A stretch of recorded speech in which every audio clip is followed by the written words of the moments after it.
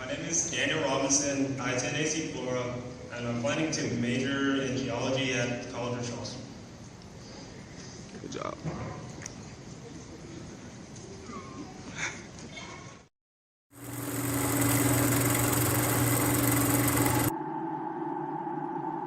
When the lights and camera turn off, I will be here.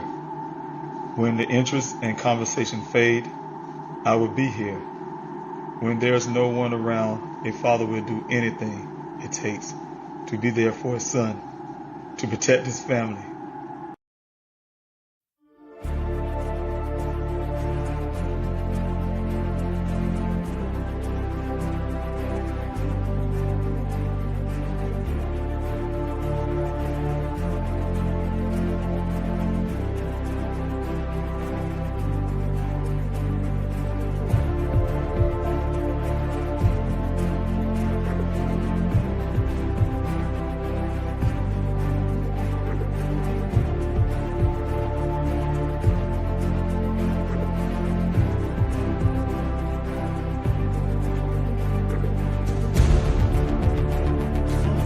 David. Where's everybody? 9 infant months. Without these special people behind me, I wouldn't have a search.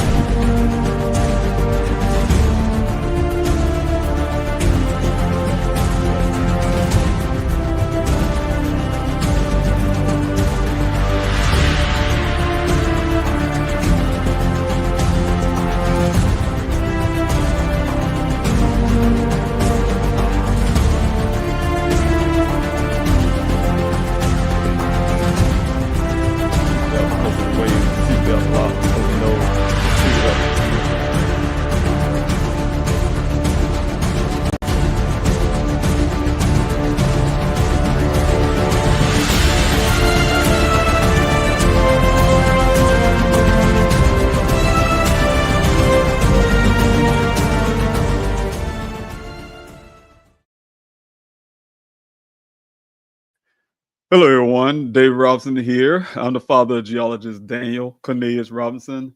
How you doing tonight? I hope everybody's doing well. This is my weekly live stream that I'm doing for my son. It's going to be every Friday night at 8:30 p.m. That's 8:30 p.m. Eastern time. 5:30 p.m. if you're out on the West Coast, like in California. Or it'll be 6:30 p.m. if you're out in Arizona. If I have some kind of feedback that's kind of moving kind of slow, I apologize for the bandwidth. I'm going to make sure I check that. But like I said, it will be every week. So hopefully you all can join in with me every week to be a part of this live stream, and I hope you can. So again, I'm David Robinson. I'm the father of geologist Daniel Robinson. I want to talk about his case tonight a little bit, just briefly, for those who don't know about my son's case. But what I really want to do tonight is to go into straight into a Q&A for you all who want to, who may have some questions about Daniel's case. Want to know a little bit more about his story. I would be able to do that for you tonight. And so once I finish answering some of your questions that you may have, then I'll pivot over to just playing a lot of the um, uh, talk shows that I have been on to talk about my son's story, and as well as some news clippings. So that will conclude this live stream until next week, when I will have some other things I will be talking about. I'll kind of pick it back on what I left off the week before, when I spoke about some of the things that, when it comes to the timeline, what's concerning to me as a father. I wore many hats, so as an investigator, as an advocate for my son, and all of that. So some of the things that you all need to see as well. We may next week try to go back over the well site that I had put a camera down into to check some things that we found suspicious in that well site. I'll revisit that and tell you why I still feel like there may have been something there. I didn't get real full feedback from law enforcement who actually did the work afterwards under my request, but I haven't seen any more movement with them. So again, we'll be talking about those things next week. But like I said, this week, hopefully, we will be focusing on, like I say, some of the questions that you may have. and then I'll go from there. So again, I'm Dave Robinson. I'm the father of geologist Daniel Robinson. I'm trying to make sure you guys on those who are on Instagram side. On my side, it's showing that I'm frozen. So I don't know if you actually can see me or not moving around. I don't see any. Let's see if I can get some movement over here on the screen. But no, I don't have any movement on the Instagram. So Instagram been having a lot of problems for the last 2 weeks that I have been, the last few weeks I have been trying to do a live stream. So I'm not sure with the platform that I'm using, they have some issues back and forth with that. But if you're on Instagram and it's frozen up, I apologize if you can hear me, but you can't see me, or vice versa, or anything like that. But I would eventually figure this thing out. But anyway, my name is Dave Robinson again. I'm fighting for my son, Daniel Robinson. Daniel, my son, went missing on June the 23rd of 2021. He's a native. We're born and raised here in Columbia, South Carolina. Grew up with his siblings. He had 3 other siblings at the time. Growing up, he's a young man who was born without a right hand. Very, very, what I want to say, a person that's a go-getter and make sure that he does anything that he want to do. Some would try to call it some type of handicap, not for Daniel. Daniel was born that way, and he taught us as a parent that there's nothing that Daniel cannot do when he put his mind to it. It came from academics to playing a little bit of sports to teaching himself how to play the French horn to how to play the trumpet, etc. And so and also, like I said, academically challenged his siblings in every way that he can. He's the academic all-star when he was in going to AC Florida High School to deciding to want to go into geology. Got into his freshman year in the College of Charleston in Charleston, South Carolina, where he made it a final choice in his freshman year to be a geologist. Not only did he just did so well in school, but he graduated with honors. A person who has a lot of charisma when it comes to having friends and people that just love to be around Daniel. He's that type person.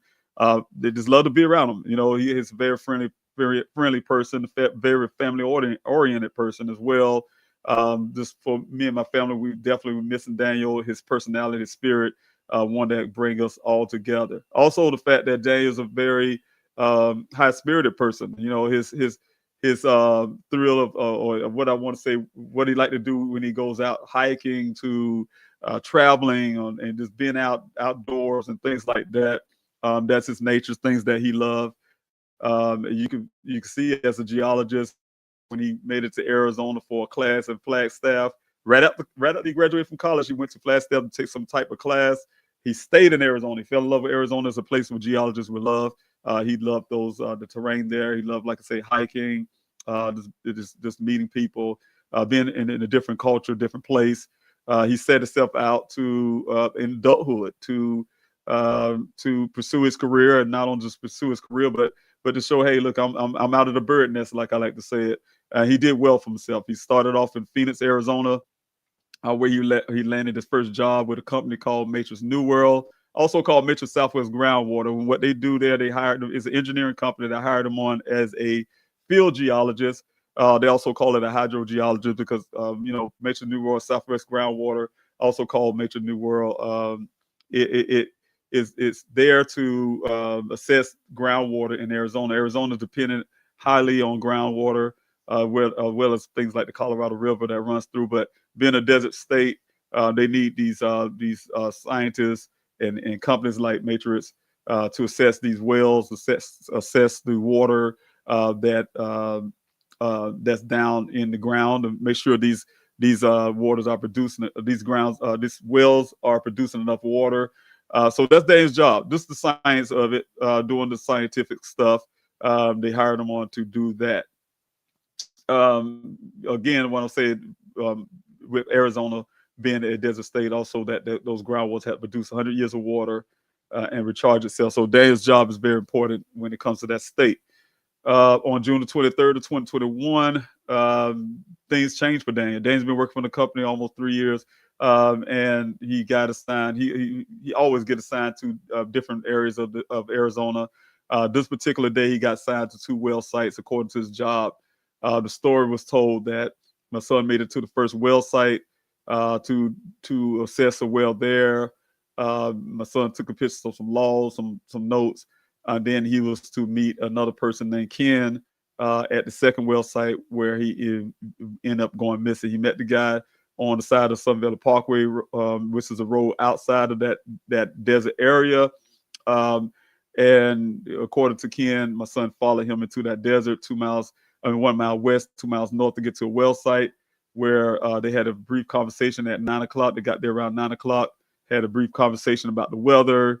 According to Ken, he said some things about my son wanting to go back to Phoenix to rest and things like that.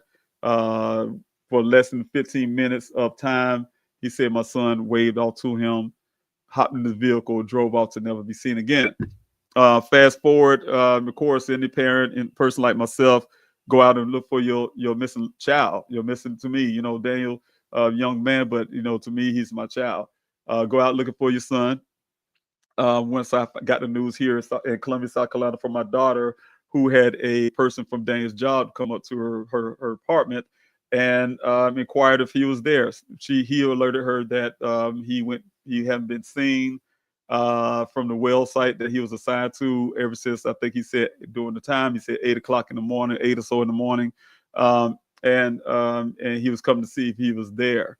Of course, my daughter being frantic, someone coming to her house. First of all, she didn't know who you were, how you knew where she lived, but came to her house asking if Daniel was there. And then the fact just saying that he was not seen. So she called me here, and I was here in Columbia, South Carolina, which in turn, to make a long story short, if you listen to more of the story, I can tell you later, I decided, because of the chain of events and the lack of urgency from the law enforcement at the time, I hopped in my vehicle and started heading west, grabbed everything I can, started heading west, drove those 2,000 miles to Phoenix, Arizona, to meet my daughter, to go find my son. But to go fast forward from that point, almost 30 days after my son went missing, vehicle showed up in a ravine. You see it right here behind me, lying on the passenger side. According to the law enforcement, everything that my son was wearing on his body, from his underwear down to his socks, was lying 3 feet away from the vehicle.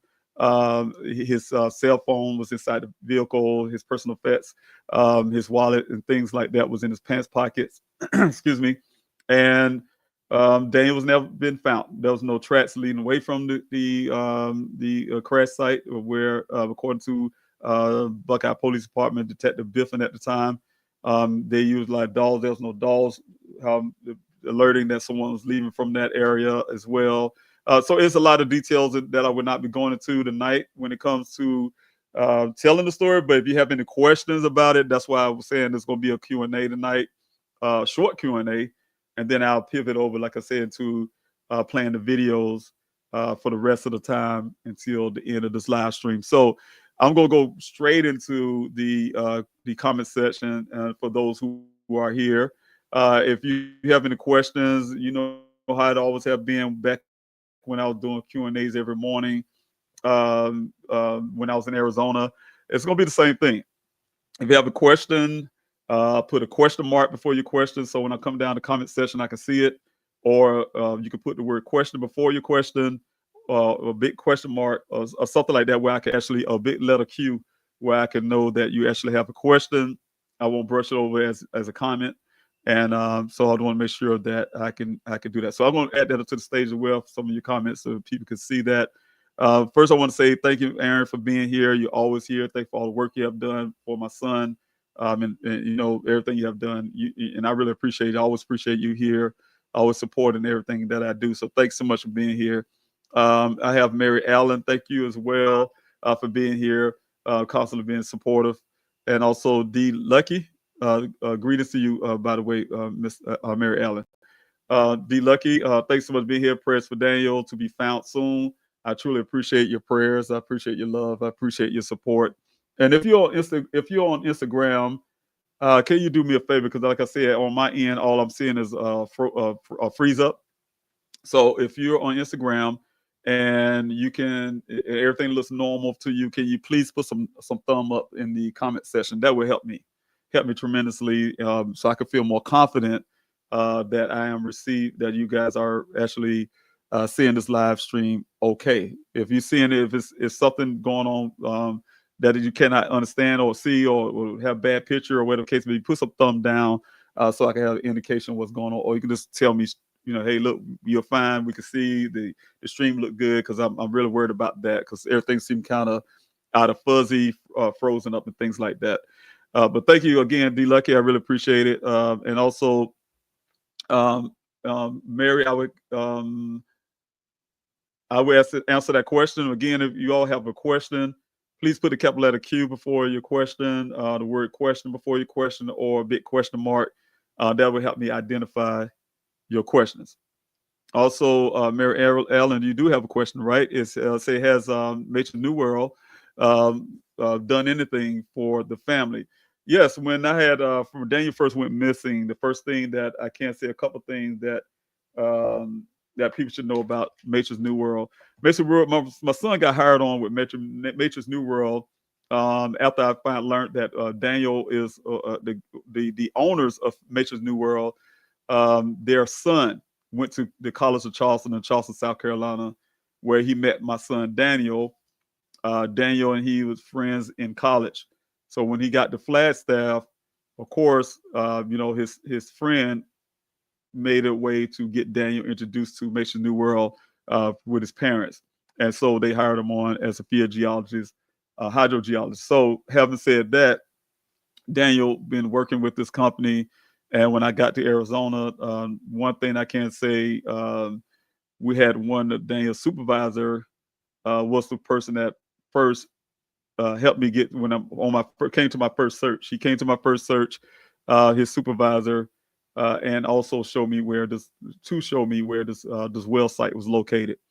After the point, I can't say, I don't know if it was a mandate from or something that came from Matrix New World itself, but for at least about several weeks, I could say probably about a good 5 weeks, Matrix New World employees, a few of them, I think about 6 or 7 of them, would come out to my searches to help out, where they help out, rather direct the people into the desert, to the location where we're at, or they kind of pair off to themselves and go search a certain area.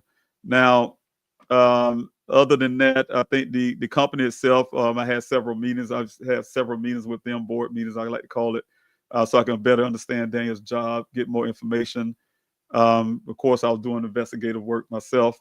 And then also the owners, the parents, like I said, with Daniel's friend, they donated to my GoFundMe. So Matrix New World have donated. The mother who owned the company at the time donated to the GoFundMe. They also offered, which I ended up turning down, but they offered some office space in their building where I can run my searches out of, coordinate my searches through. But like I said, at the time I turned it down because I was having an investigation, and having an investigation, I think it was proper for me to have an office, using their office space when don't know who the suspects are, or who's the people responsible for my son's disappearance. So at the time, but yes, they did some things, but to me, to be honest with you, and I had a discussion with them as well, they didn't do enough at the beginning. In the time, my auntie was one thing she pointed out, and I'm sure they fixed it at this point now. I hope now that they sold the company to someone else, but the protocols wasn't there. They didn't have anything that would help their employees when they go out, because Daniel go out all the time. He goes sometimes at night to some sites. I talk to him on the phone a lot. For instance, I'm using him as an example. There's no safety mechanism. Something happened while he was traveling there, they wouldn't know. One of the things that required by Matrix New World at the time, they didn't provide transportation. They had to use their own vehicles, which was fine, but they didn't reimburse them for gas. They didn't do certain things for giving them the money for equipment until after the fact. Whatever they needed on that job at the time, they had to provide it for themselves and keep a receipt or whatever they do spending, and then turn it into Matrix New World to get reimbursed.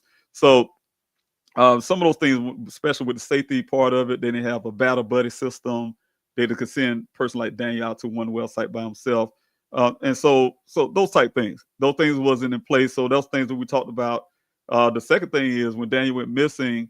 Well, the major thing is when Daniel went missing. You know, they didn't call law enforcement. They didn't to go out and search for themselves to go look for Daniel. The gentleman that came out to my daughter's apartment was one of Daniel's friends from the job that I ended up finding out. His name is Roger. He was a friend of Daniel on and off the job, and so he came looking, but the company didn't come looking. The company didn't go out in the desert. They didn't. They have a lot of resources. They didn't put out a helicopter out there. They didn't go law enforcement for a helicopter or take their vehicles to go look. They didn't, whatever the case may be, put in a missing person report. I had to drive all the way. I had to do the missing person report here from Columbia, South Carolina, and then drive out there for my son just to get them to put in the action in. So that's the point I'm saying. So those things was problematic. Those are things I talked about when I had those board meetings with Matrix New World.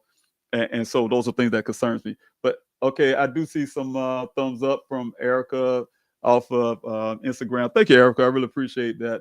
I meant to go look and make sure that you all could see this on live stream. Okay.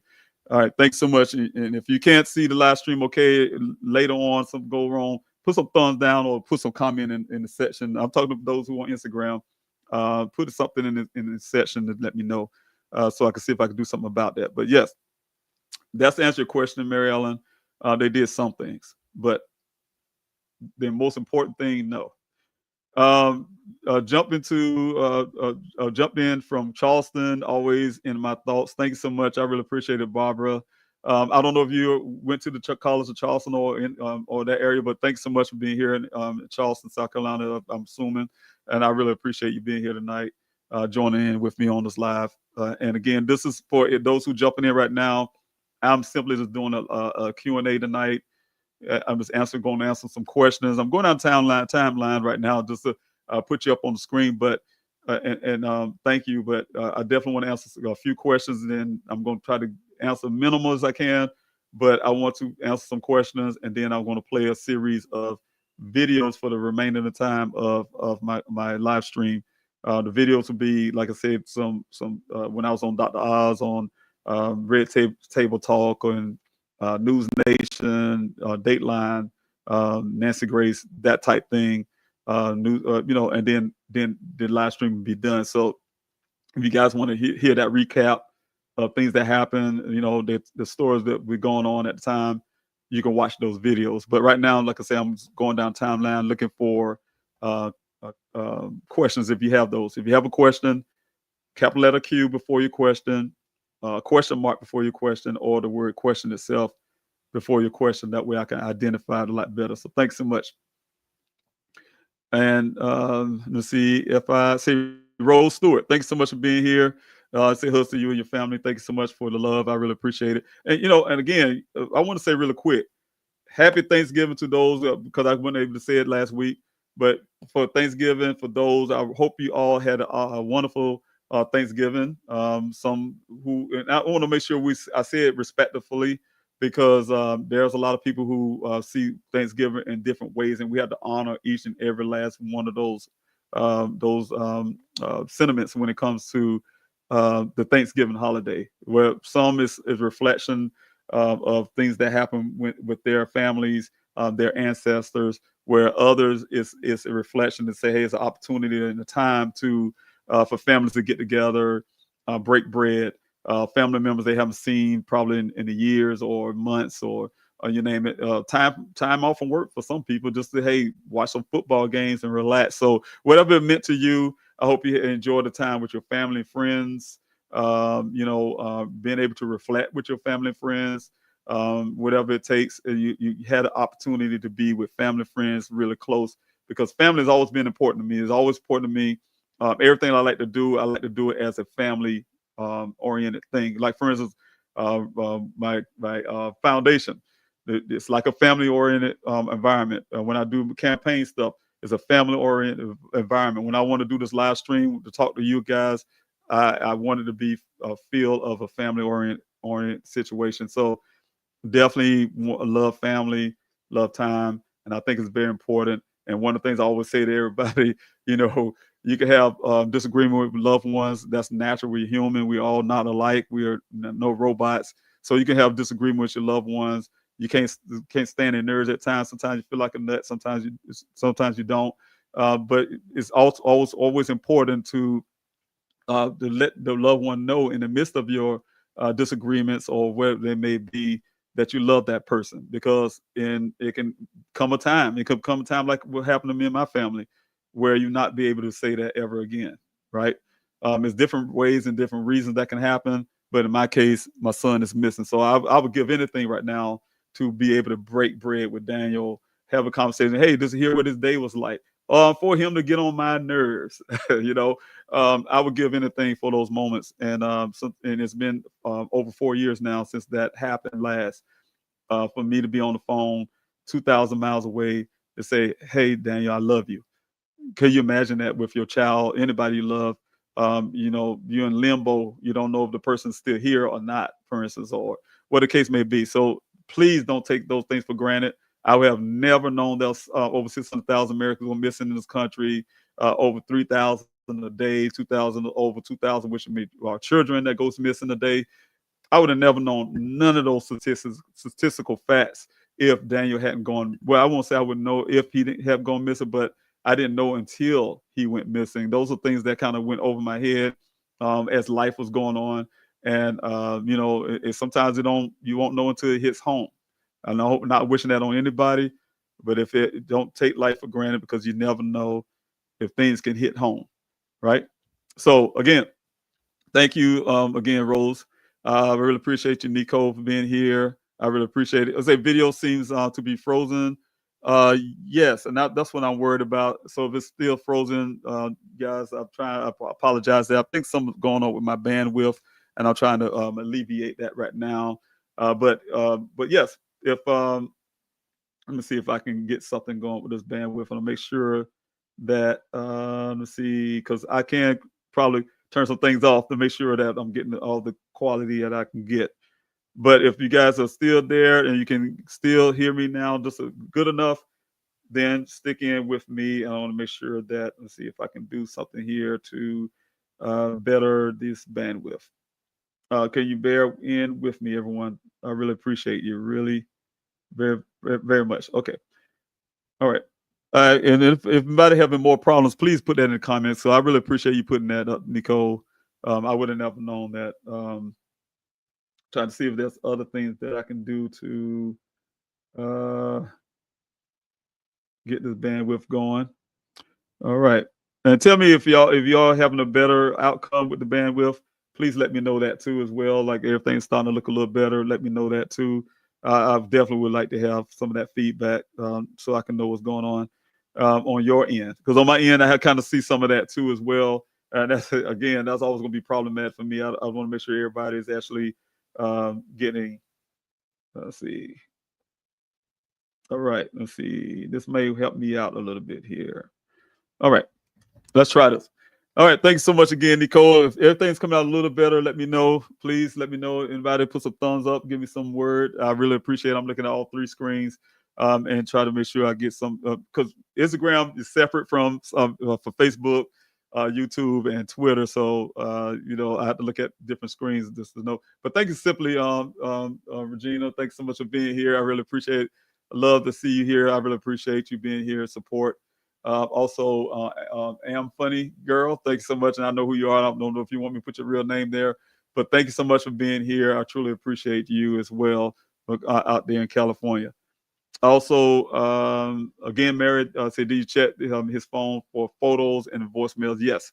I was able to get Daniel's phone from Detective Biffin, who had his phone.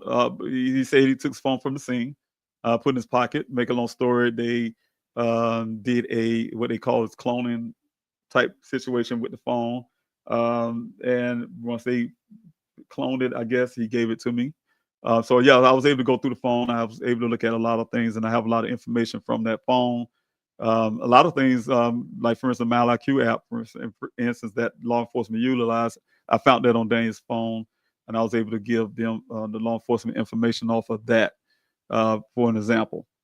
But yes, a lot of things been coming off that phone. Not only, a matter of fact, we also have not just Daniel's phone in my searches. I was able to get recovered several other phones, which have been identified as could be involved in helping in some other cases as well. So, there's a lot of work being done when it comes to cell phone. Thank you, Nicole, for being here. I really appreciate it. And thank you, see better now. Thank you. Thank you. It's starting like it's clearing up a little bit on my end. I'm not really sure, but I do keep seeing freeze up on Instagram side.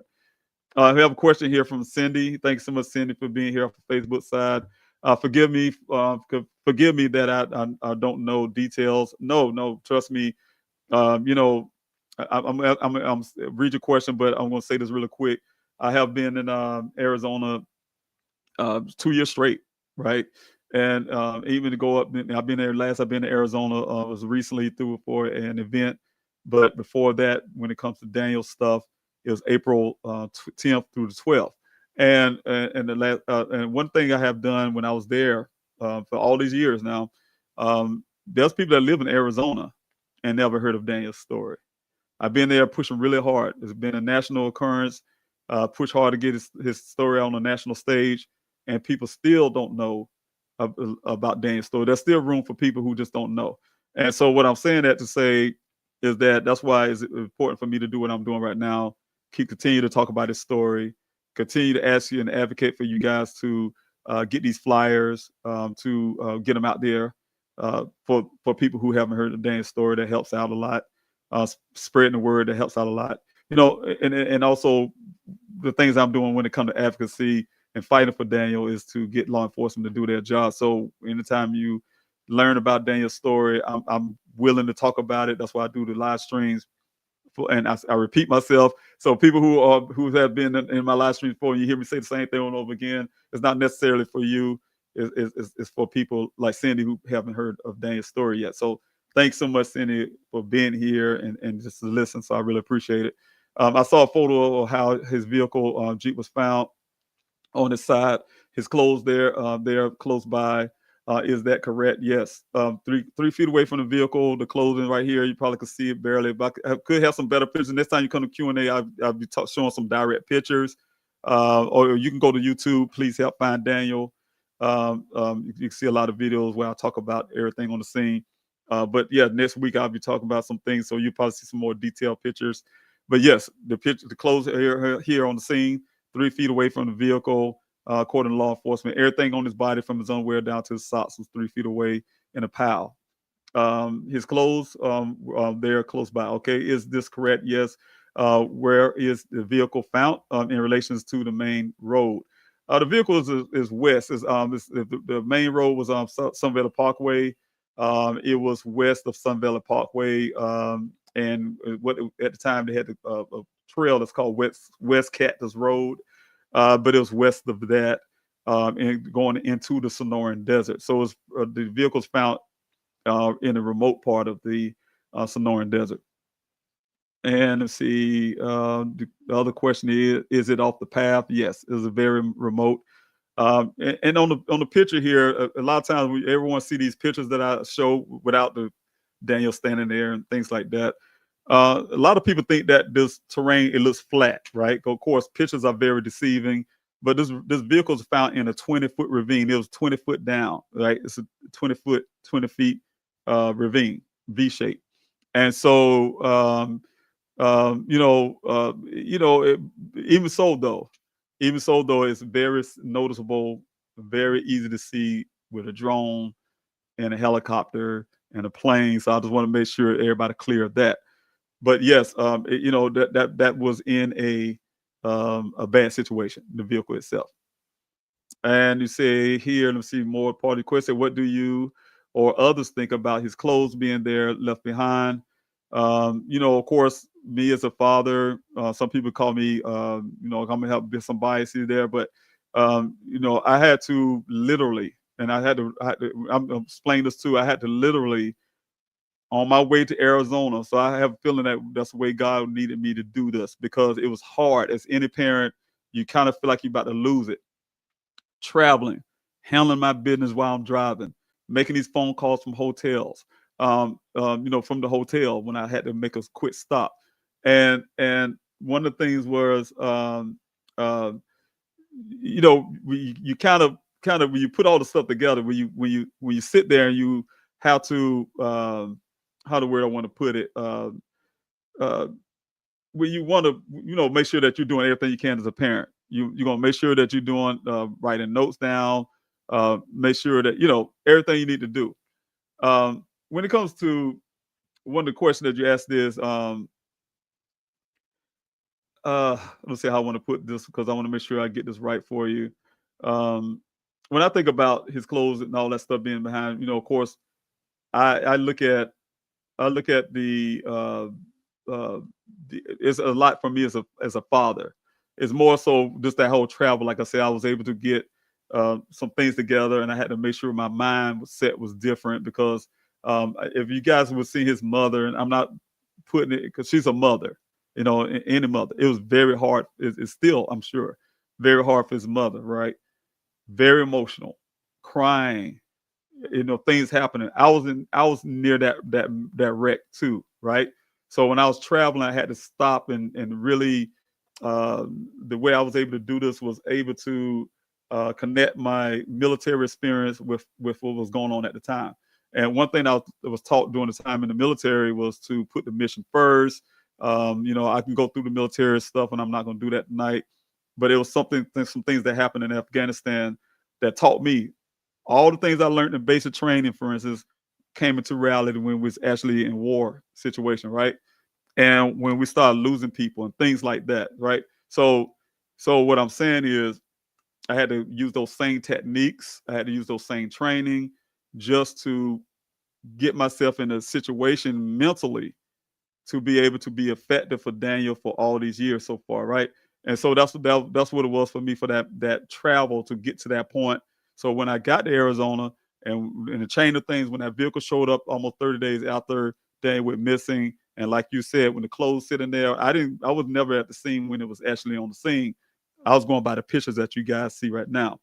Um, and when the detective was explaining those things to me, and when I saw when I saw the pictures, and when I actually saw the vehicle itself sitting in their compound, all the thing I can see, and then you can say bias, is some type of foul play, right? And then I felt, and which I found out later they didn't, that law enforcement should treat it as such, treat it as a crime scene, treat it as foul play until you prove otherwise, right? But they have not done that, and so that was some of the separations that happened with myself and law enforcement from that point. And the reason why I always use this emphasis as well, Miss Lay, is that if this was pretend this was a law enforcement cruiser lying on its side, and the officer's uniform was lying 3 feet away from the vehicle. I mean, everything on his body, is underwear down to socks, service uniform, his guns and stuff was found on the ground, untouched, or I don't care, touch or untouched. Um, they would have never, ever, ever, ever say this wasn't a crime scene, just by it just being an officer, period. And no one can ever tell me otherwise. So the same treatment that it would do for their own is what I was just simply asking for Daniel. So those are things what I think about it when it comes to that. Um, and may I ask, do you lean this towards this being a terrible accident, not found yet, or do you mean to lean towards some type of foul play? Yes, I lean towards foul play, and I know it's some type of foul play. Don't know exactly what that means, and I can tell you the reason why. My heart is with you, and thank you so much. I really appreciate it. You say your heart is with me, and I think it got cut off. But yes, yes, I see this foul play again, and these some of the reasons why. Some of the reasons, a lot more. All airbags deployed, suggesting that someone else was in the vehicle, not just the driver. The only glass that broken out in the vehicle was the driver's side glass, and it don't match the glass that's on the ground. The glass on the ground somehow perfectly land in one little section, not scattered all over the place, suggesting that it was placed to appear to come from that glass. The other thing is like I say, the clothing was found 3 feet away from the vehicle. My family, my daughter, she lives in Phoenix at the time. Our family, we don't even recognize clothes. They ain't never wore them. The law enforcement saying it's his clothes. And despite of we saying it's not, they don't want to test it to prove that if it's not Daniel's clothes or not. The other part is one of the socks that was found with this pal was well one the match to one of the socks that was found at the pal was near the well site. Was found later in our searches when I got my private investigator near the well site. The other part is there's red transfer paint on this vehicle while I was lying on this ground here. There's nothing red in the desert. There's no fire hydrants. There's no red birds, no red cactus. The vehicle came in contact with something red, and that's one thing. The other thing is also after the initial airbags deployment, I didn't know this until now that you actually can drive a vehicle after deployment. Someone had to go through, and we have a gentleman named Wyatt. I don't know if you mind put his name out, but he kind of brought some real points there that you have to go through a series of things just to get a vehicle with the airbags deployed to crank again, right? And that might explain the 4 to 6 initial cycles. And there was 4 to 6 initial cycles on the vehicle. Someone's trying to crank it up 4 to 6 times, and it's impossible, humanistically impossible. I know my son is a strong person, but he's born without a right hand. To sit in the passenger on the driver's seat while he's lying on the passenger side and be able to try to crank it up 4 to 6 times, and why, right? The other thing is the rancher who found the vehicle in the first place on his land came 2 days prior, and the vehicle wasn't there because he's going through the area to see if his cattle came through. He came out on July, and when he came out the second time, the 19th, he saw the vehicle, found the vehicle there. One of his assessments, being a fourth generation cattle rancher, is that the vehicle, he see a lot of things come out in the desert, a lot of abandoned cars and things, and one thing he noticed was the vehicle's too clean. For it to be in there for 30 days, it would have had desert dirt on it. If it rained the way that Buckeye wanted to claim it, there would have been mud, or, like stuff on it. And I show you many times before, underneath that ravine is a clear shot where water runs through that ravine. That vehicle would make like a dam in a sense, and would have got a lot of debris. So it's a lot more. I can keep on and on and on about this, but what I'm saying is, it's so much evidence, raw evidence, things that my investigator found that says it's been a staged event, and law enforcement don't want to accept that assessment, but want to dismiss it as something else. But yes, to give the short answer, for me, is foul play. And also to couple that with the fact that I know my son. Law enforcement at the time suggested that maybe he joined a monastery and became a monk, because he wanted to be away from his family. I know my son; he loved his family so much that Daniel, our family loved him as well. We have a lot of love in my family. We're very close knit. So much that Daniel, during the COVID times, and I tell the story a lot because it happened. Nobody understood COVID at the time, which we know we love our loved ones. Daniel came from Arizona to South Carolina, Columbia, and just to see his grandparents is what he told me. And my mother told me that Daniel knocked on the door, but told her don't answer the door. He talking through her through the window because he just wanted to see his grandmama. Because we didn't know at the time, we was told that, hey, stay away. If you think you might be exposed to COVID or things like that, stay away from the elderly, those who have pre-existing conditions, et cetera, et cetera.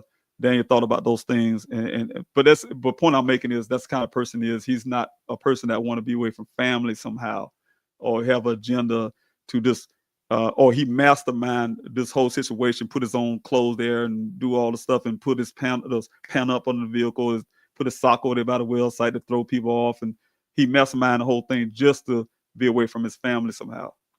Ludicrous. So those type things. Anyway, thanks so much for that question. You had another question as well. He says, what type of well site do you mean? Well, they have they drill the Masons in the World is the company that my son worked for to assess the wells. They do the science, like I said, to see if those groundwater can produce 100 years of water. Because what is, they was putting a project out here, Howard Hughes Corporation, and it was some other company at first, landowners selling this land, because right now they have development out there currently, but they're preparing for this. And in Arizona, for any community being built, they had to have 2 well sites, 2 wells, groundwater pulling, and those wells, but they had to prove that there's enough water to sustain that development, right, of this land. And so that's what Daniel's job come in to assess those wells, the groundwater, to make sure it can produce enough water, 100 years of water, and then be able to recharge itself for another 100 years, keep recharging itself, those type things, the science of it, but the company that Daniel, for instance, the guy that he went to go meet, Weber Waterworks, is the name of it. They actually drill down into the groundwater to create these wells. And so that's what I'm saying when I say well site. Daniel's working at one that was obviously probably was drilled by that company or someone else in the past. But that company, Weber Waterworks, was actually pumping the water out of there using their equipment, I guess, to pump. Daniel assess.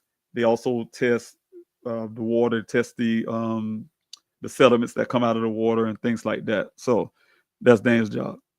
And Nature's New World. Question here. Thanks so much, D. Lucky, for your question. Do you feel his vehicle and clothing were staged? Yes, I do. Without question. Yes, we have enough evidence of that. Again, my private investigator found those evidence of that.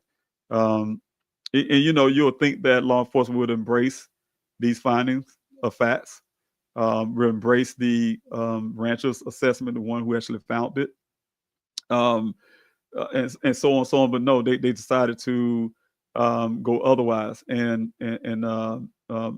say something opposite, right? And the way they did that was they and that was a fall again of my relationship with the Buckeye Police Department at the time. I was talking to them all the time until my investigator gave them that information. Once he gave them that information, they just literally stopped having communication with me for over a month. And then a little over that month, they decided, I guess, to get their own private investigator to dispute my private investigator. And it's ironic, their private investigator was saying the opposite of anything my private investigator was saying. But the kicker to that was their investigator, and it's crazy for me to hear a law enforcement hiring a private investigator when they have detectives. But anyway, that's what they did. But this is a private investigator that they hired, had never seen Daniel's vehicle, never saw his vehicle. And I say it every time, and I'm going to say it every time on my live stream. He never smelt it, tasted it, felt it, looked at it, nothing, but made a whole full report of something he have never seen in his life.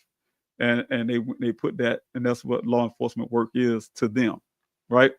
Didn't he ask me for the vehicle? I had the vehicle in my custody at the time. Didn't ask me for the vehicle to look at it, et cetera, those type things. So that's where we at on that question. Thanks so much for your question. Yes, I do feel like it was, I know it was staged there. All right, let's see. Thanks so much, Dana, for being here. And on Instagram side, thank you so much for being here, Monica. Pugman, thanks so much for being here. Fern, thanks so much for being here. And Walking Mood, thanks so much for being here. Thank you all for being here. I really appreciate it. For those, I wish I could put you on the screen. I never could get people on Instagram on the screen. I don't know what the StreamYard, they should work on that part of it. I would probably put a complaint in on that, but I've been having some issues with things when it comes to Instagram. But I'll see if they can fix that. But anyway, I have a question here. The question I did answer that. Do you feel the vehicle was and clothing was staged? Yes, I do. And let's see. I have a question here again from Zodiac. Okay, I see a question here too, but I'm gonna mark that. If you have a question, everyone, please, because I don't want to skip over anyone. If you have a question, please put the word question or a question mark or the letter Q, a capital letter Q before your question. That way I can see it and I won't end up missing it. But Zodiac, thanks so much for putting that question there. Why was someone or somebody in Daniel's apartment going through his computer? What are they looking for? And I don't know that, and that's some of the things. I'm glad you brought that up, Zodiac. That's some of the things that people don't talk about much. Law enforcement don't want to talk about it much. That was found, and they don't talk about it because I think, and I'm saying this respectfully, my opinion. A lot of things I think law enforcement hadn't done. I don't know if it's a prideful thing because it came everything that's found, everything you know about my son's case came from my own private investigating, from things for myself and my private investigator that I hired. I mean, when it comes to the vehicle itself, law enforcement didn't contribute to that. When it came to the findings in his apartments, law enforcement didn't contribute to that. So what I'm saying is they haven't done anything. Only thing law enforcement in Daniel's case can say what they did was searches, right? And also they hang their head on a MalIQ app that they are not actually reading correctly, but we'll talk about that some other time. And so those are kind of things. That's kind of things. That's it. That's it. And also trying to do everything they can, in my opinion, to disprove the findings in Daniel's case that would warrant some further investigation. They swabbed the steering wheel and shifter. People see that and say, "Oh, they swabbed the steering and shifter," but here it is 2025, and they have not compared it to anything. So it's worthless sitting in some swab and sitting in some cooler or wherever they put it at. I don't know. That they say they did, first of all. And it's useless. It's been done in 2021. It's 2025. You haven't compared anything, done anything with it. And that's not good police work. So, and then especially when they had the opportunity to do so, and the things I was giving them at the time to do so, they refused to do it. So and wait till a certain length of time, I guess, until they can say, "Oh, you can't do it now because DNA gone," or whatever they got to say. So those kind of things. Why was so? That's some questions for that one. I really appreciate it. Yeah, the department. I found in the investigation, my investigation, not law enforcement. Someone, the way I had got it done, and I want to back that up. I want to say not law enforcement. I want to say not Buckeye Police Department. I'll put it that way, because what ended up happening, my team and I have a team I call the A team. I decided to go to Tempe Police Department. Daniel was living in Tempe at the time, Tempe, Arizona. And I went to the Tempe Police Department. One of the chiefs at the time was a friend of mine, and then his boss, the main chief, he was assistant chief, but the main chief, also Glover at the time, he was eager to help as much as they can without, I guess, from police standpoint, stepping on Buckeye toes, stepping on Maricopa County and those type things. Because I was at the time I was dealing with Sheriff Zone at the same time in Arizona, who was there. And what happened is I have been getting some empty promises from Sheriff Zone. He did one thing, but he didn't do the other. And at the time, getting no pull from Buckeye, period. So I went to Tempe. I went to the mayor of Tempe, Mayor Woods at the time, and we had a meeting. As Mayor Woods, I needed a meeting with him, the chief of police, and my team. Discuss the stuff, and so they was able to do that at the city hall where we was at, and we had the meeting. I was able to convince them to, take all the Daniels electronics, all his electronics, and do forensics on them. Things that Buckeye Police haven't done. Now, the only kicker to that, the other thing to that was that the Tempe police would say, hey, we got to share our findings with the Buckeye Police Department. I was a little untrusting of the Buckeye Police Department at the time. I was really sore about that, but yeah, that's what they had to do. So that's how those things was done. And so we had to do the chain of custody exchange and all that kind of stuff with his electronics, everything that was in Dane's apartment. And the findings that came back was someone was doing some searching and all that kind of stuff in Dane's computer after he went missing. I mean, it's a good time. I'm not gonna give the date. I still won't give the date. But it was some time after Daniel went missing, after June the 23rd of 2021. And so going through his things, and then also it kind of matched, it did match to me from our investigation before we actually had those things forensic tested. My investigator went to Dane's apartment after the Buckeye Police Department did. The Buckeye Police Department went in Dane's apartment first. We had a hard time getting in as a family. We don't have a key. Landlords are giving us a hard time. Buckeye Police Department and we did a three-way call. with the landlords, where I asked them if they want to let me in, can they just let law enforcement in to look? And they agreed. The apartment complex agreed to allow law enforcement to walk in, but they couldn't touch anything. We walk in with you, and that they escorted the law. They escorted law enforcement to make sure that they safe, to make sure they didn't touch anything. They can look in Daniel's apartment, but by law, whatever they felt, they didn't want law enforcement to tamper with anything. So they did walk in, from what I understand, and then Detective Biffin at the time gave me pictures what he saw, and the first thing he asked me to say, "Hey, is Daniel's a messy kid growing up?" or something to that effect. I said, "No, not really, because we know as parents, you know how it is. We get on our children about keeping their room clean, and I'm assuming it was a room because they know that the common areas, you definitely not messing that up." So when I look at the pictures, I felt more embarrassed because there was a lot of mess going on in his room. I mean, it was all over the place. And so when he was saying that, I went into parent mode and like, oh yeah, you need to clean his room up. And I was like, oh yeah, that's embarrassing looking at the pictures. But then when my investigator went in and he gave me his pictures, because I haven't been in Daniel's apartment at that point, but he had a different story in his eyes. He was like, I don't see no messy kid. I see somebody coming here looking for something. And he told me the reasons why. Each picture, he was explaining why. And he showed me, hey, see how this Daniel was actually vacuuming the floor, and things are thrown on top of the vacuum. It's still plugged up. Nobody vacuumed the floor with stuff already on it, so it had to happen after the fact. But then he shows how the drawers pull out, and in the closet things was pulled down, and somebody was looking for something, right? Unlike you guys probably watch an episode on Discovery ID, and they're still running around. I really appreciate them because this thing is national, no international. I got people from all kind of countries still watching this show, and I really appreciate it because it helped in Daniel's story. But there's one part I'm still sore about on this Discovery ID is that they show Daniel's apartment as being a mess, the whole apartment. No, it was not. They showed that there was dishes in the sink or something to that effect on their show, and the trash was overfilled and all. I know they were sensationalizing the case for that story to sell on Discovery ID channel, but it's no way near the truth. That's why I had to show you guys what his apartment actually looked like.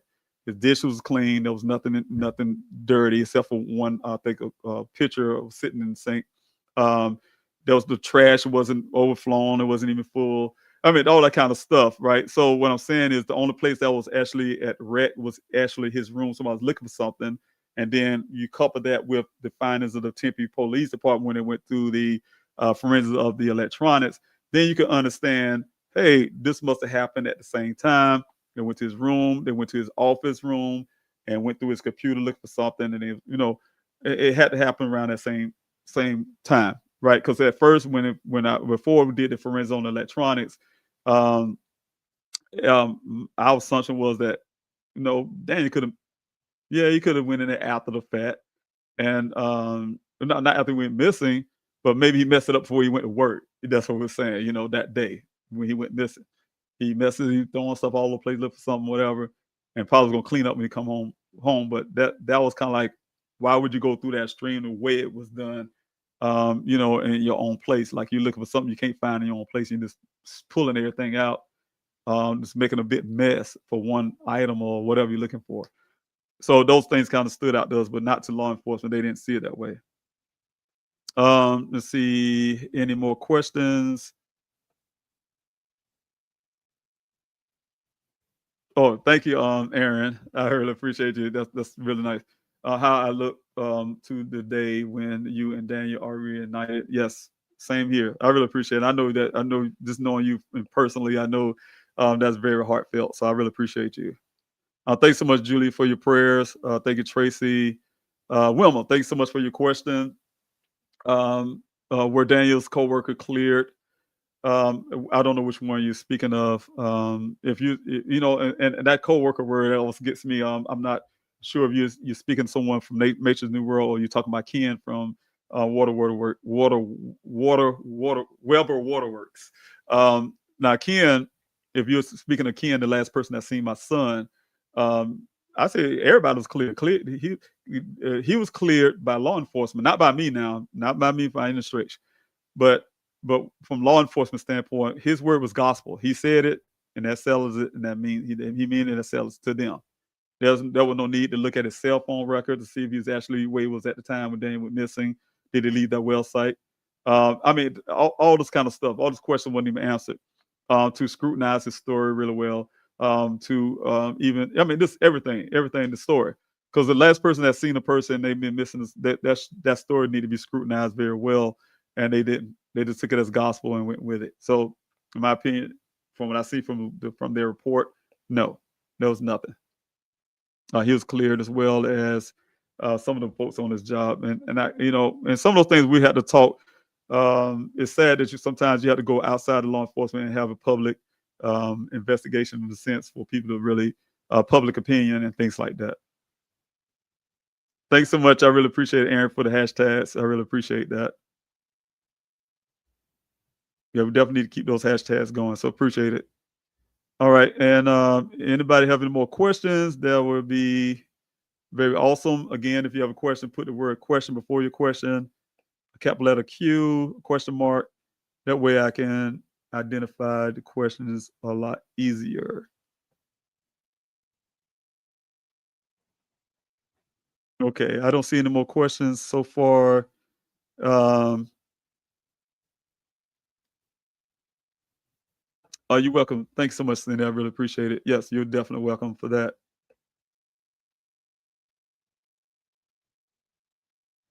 Well, I can say I'm not going to put nobody as saying they did something. So I'm gonna say that up front. But it's kind of curious. It's a curious thing for me. When I first, and I'm going to say this about the red transfer paint.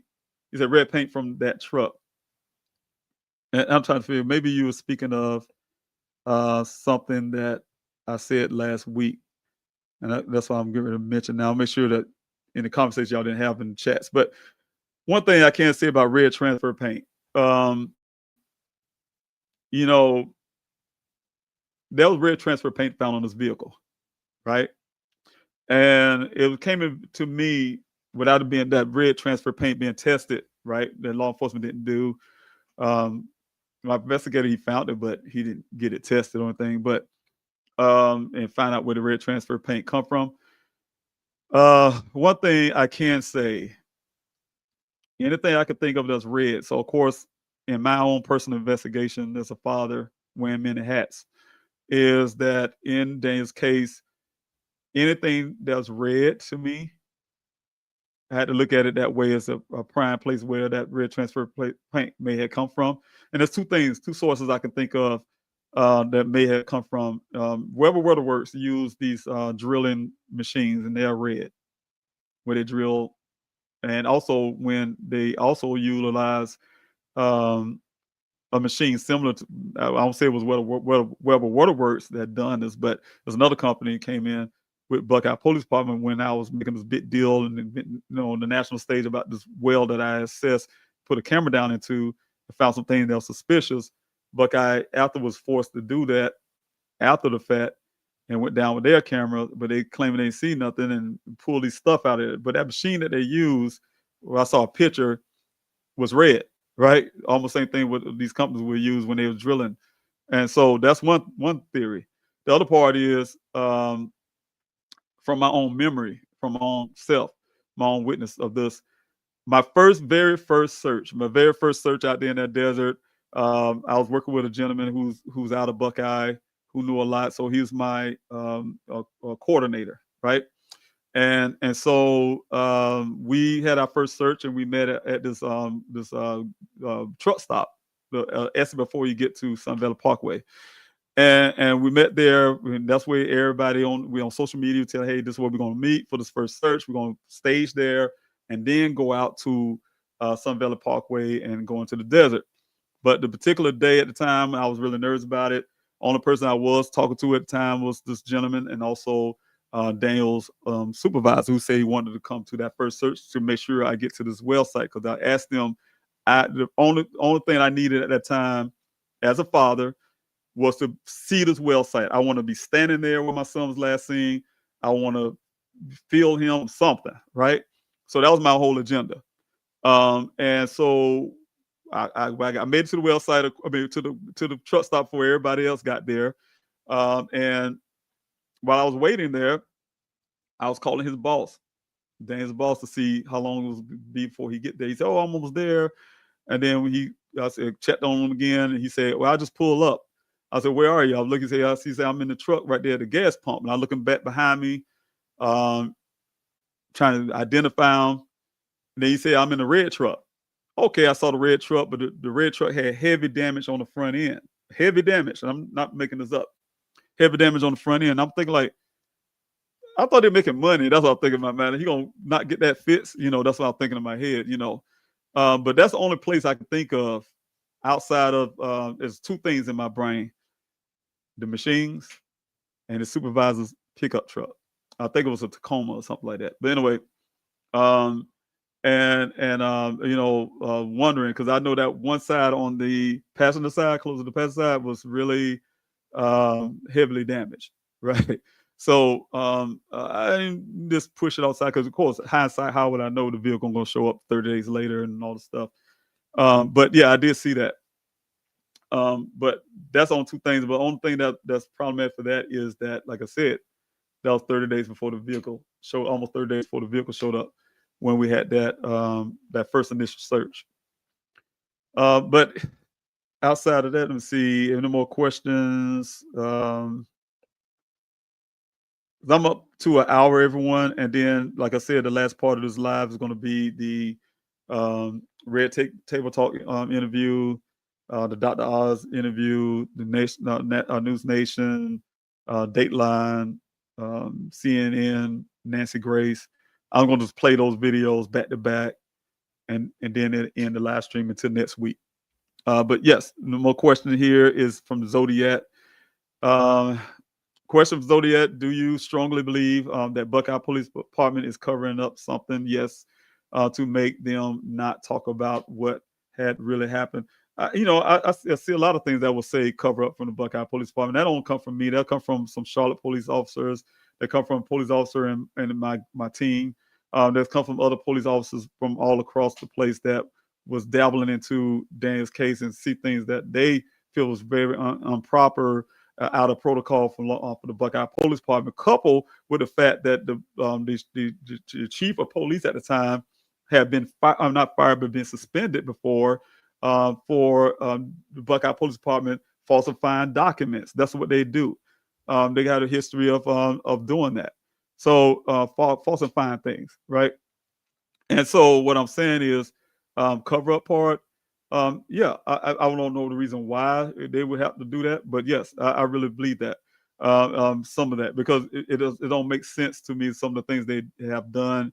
And then the ironically part to that is, at a certain point, I'm not going to put this out exactly what my thoughts are on it, but at a certain point of my pressure campaign that I like to call it, and I really appreciate it. And I say I really push it out to everyone who's watching now, who's been supporting me, who's been helping me push, help me fight for Daniel for all that time, and making law enforcement do the little that they did. Because if I wasn't there doing what I did, the vehicle found, they gave that vehicle to me, gave me all his stuff for safekeeping, and they was waving at me in a sense, not literally, but it was to where I felt, waving at me, say, "Hey, going back to South Carolina, ain't nothing else to see here." They already told my private investigator they went investigating, and they told me they had no more leads to follow. They even put it on social media when they end up taking it off. I still got a copy of that. They had no more leads to follow when they were. So I'm saying is, I feel like they have. The ironic part was when Chief Hall abruptly quit. When I was putting pressure on him, and I was also putting pressure on and the sad part is Sheriff from Zone. I really felt Sheriff from Zone was going to do a lot of the right things, but and he did. He's a really good, nice guy, but he could have went further than he did. I put it that way. The blue is always going to look out for the blue, and that's just what it is. The bottom line is that I learned over the time. But they both quit. They both quit around the same, one less than a month after the other. And they quit their job. Sheriff Zones quit. He's an elected official before his time was up. Chief Alders quit, I guess, before he loses his retirement or something. I don't know. And so, but it was some things because I did have during the time I'll go ahead and say this during the time I was sitting down with the Justice Department and things like that, trying to get them into this Daniels case because I have had no luck with the FBI into Daniels case. The field office in Phoenix is a joke. This glorified police department, they don't want to do their work. That type thing. So that's where I believe what happened with that. But yes, I do feel like there's some form of cover up with that department.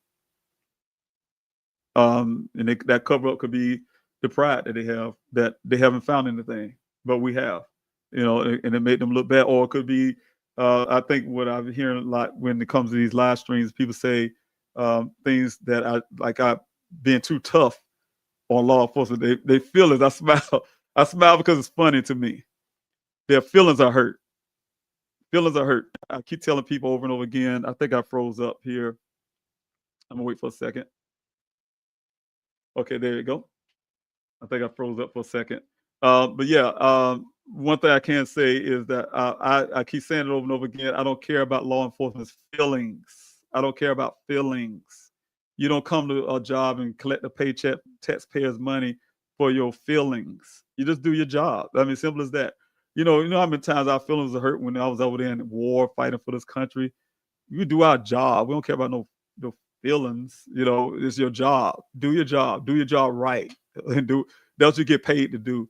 That was for us. That was what we raised our right hand to do is our job.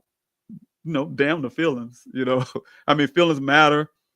It just don't matter when it comes to solving somebody's case. If a family's being hard on you, just do your job. That's it. Question here, Julia. Thanks so much. Foul play was involved. Has anyone been looked into? I'm assuming Buckeye Police Department has not classified Daniel's case as a criminal case, which makes me wonder if anyone have gotten looked into in that aspect. Ken, any other workers? And you're right. You're definitely right on that. They have not classified as a criminal case. It's two ways I look at that. I've been asking for that. I've been pushing for that forever now. Again, I'm gonna go over again. If that was a police crew, no question, they would have made it. The day that officer went missing, his clothing, his uniform laying on the ground, it would have been a criminal case. Non-stop. They did it before they even got on the ground to even prove that it was a criminal case of seeing the foul play because it's one of their own. But in a situation like this that's written with just foul play all over it, they're refusing. And so to do that, classified as a criminal case, mean they had to do more work. They had to spend more money on this young black man, had to spend a whole lot of money, tons of more money on this case to get to the bottom of it.